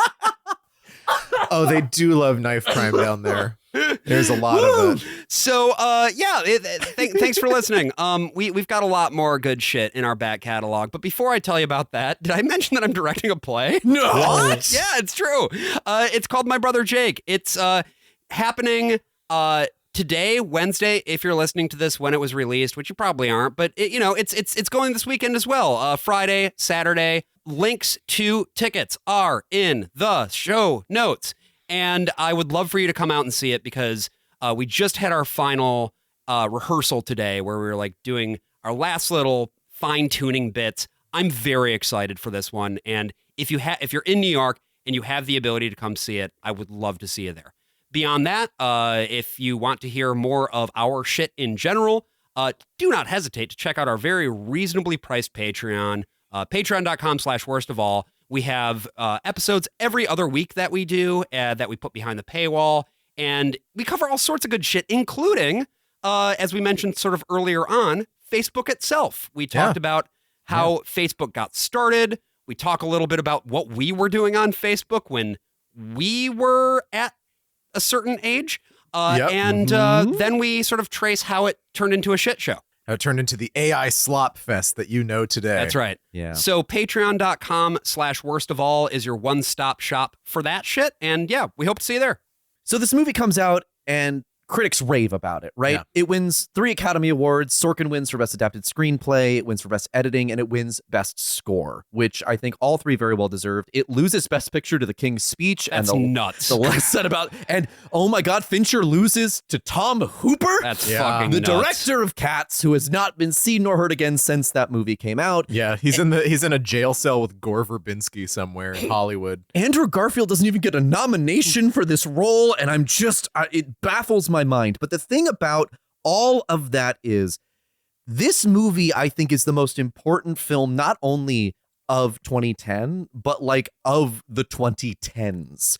It is the one that will reverberate, I think, for the longest time because it called so many things. Tech oligarchs like slowly taking over and how all of their like motivations come from these very petty places of insecurity and jealousy and just like ghoulish goo that like sits in the center of their stomachs. The ghoul goo. And In here's this economy?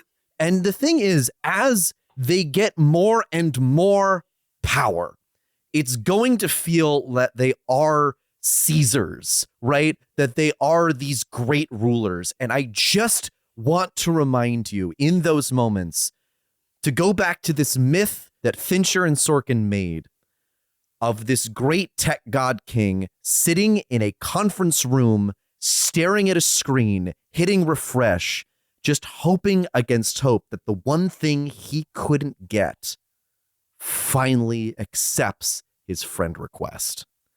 I'm the worst of all possible AJs. I'm the friendliest of all possible Brian's. Remember that bit? That was a good bit. And I'm still Josh, as always. Come see my show and we'll see you next week.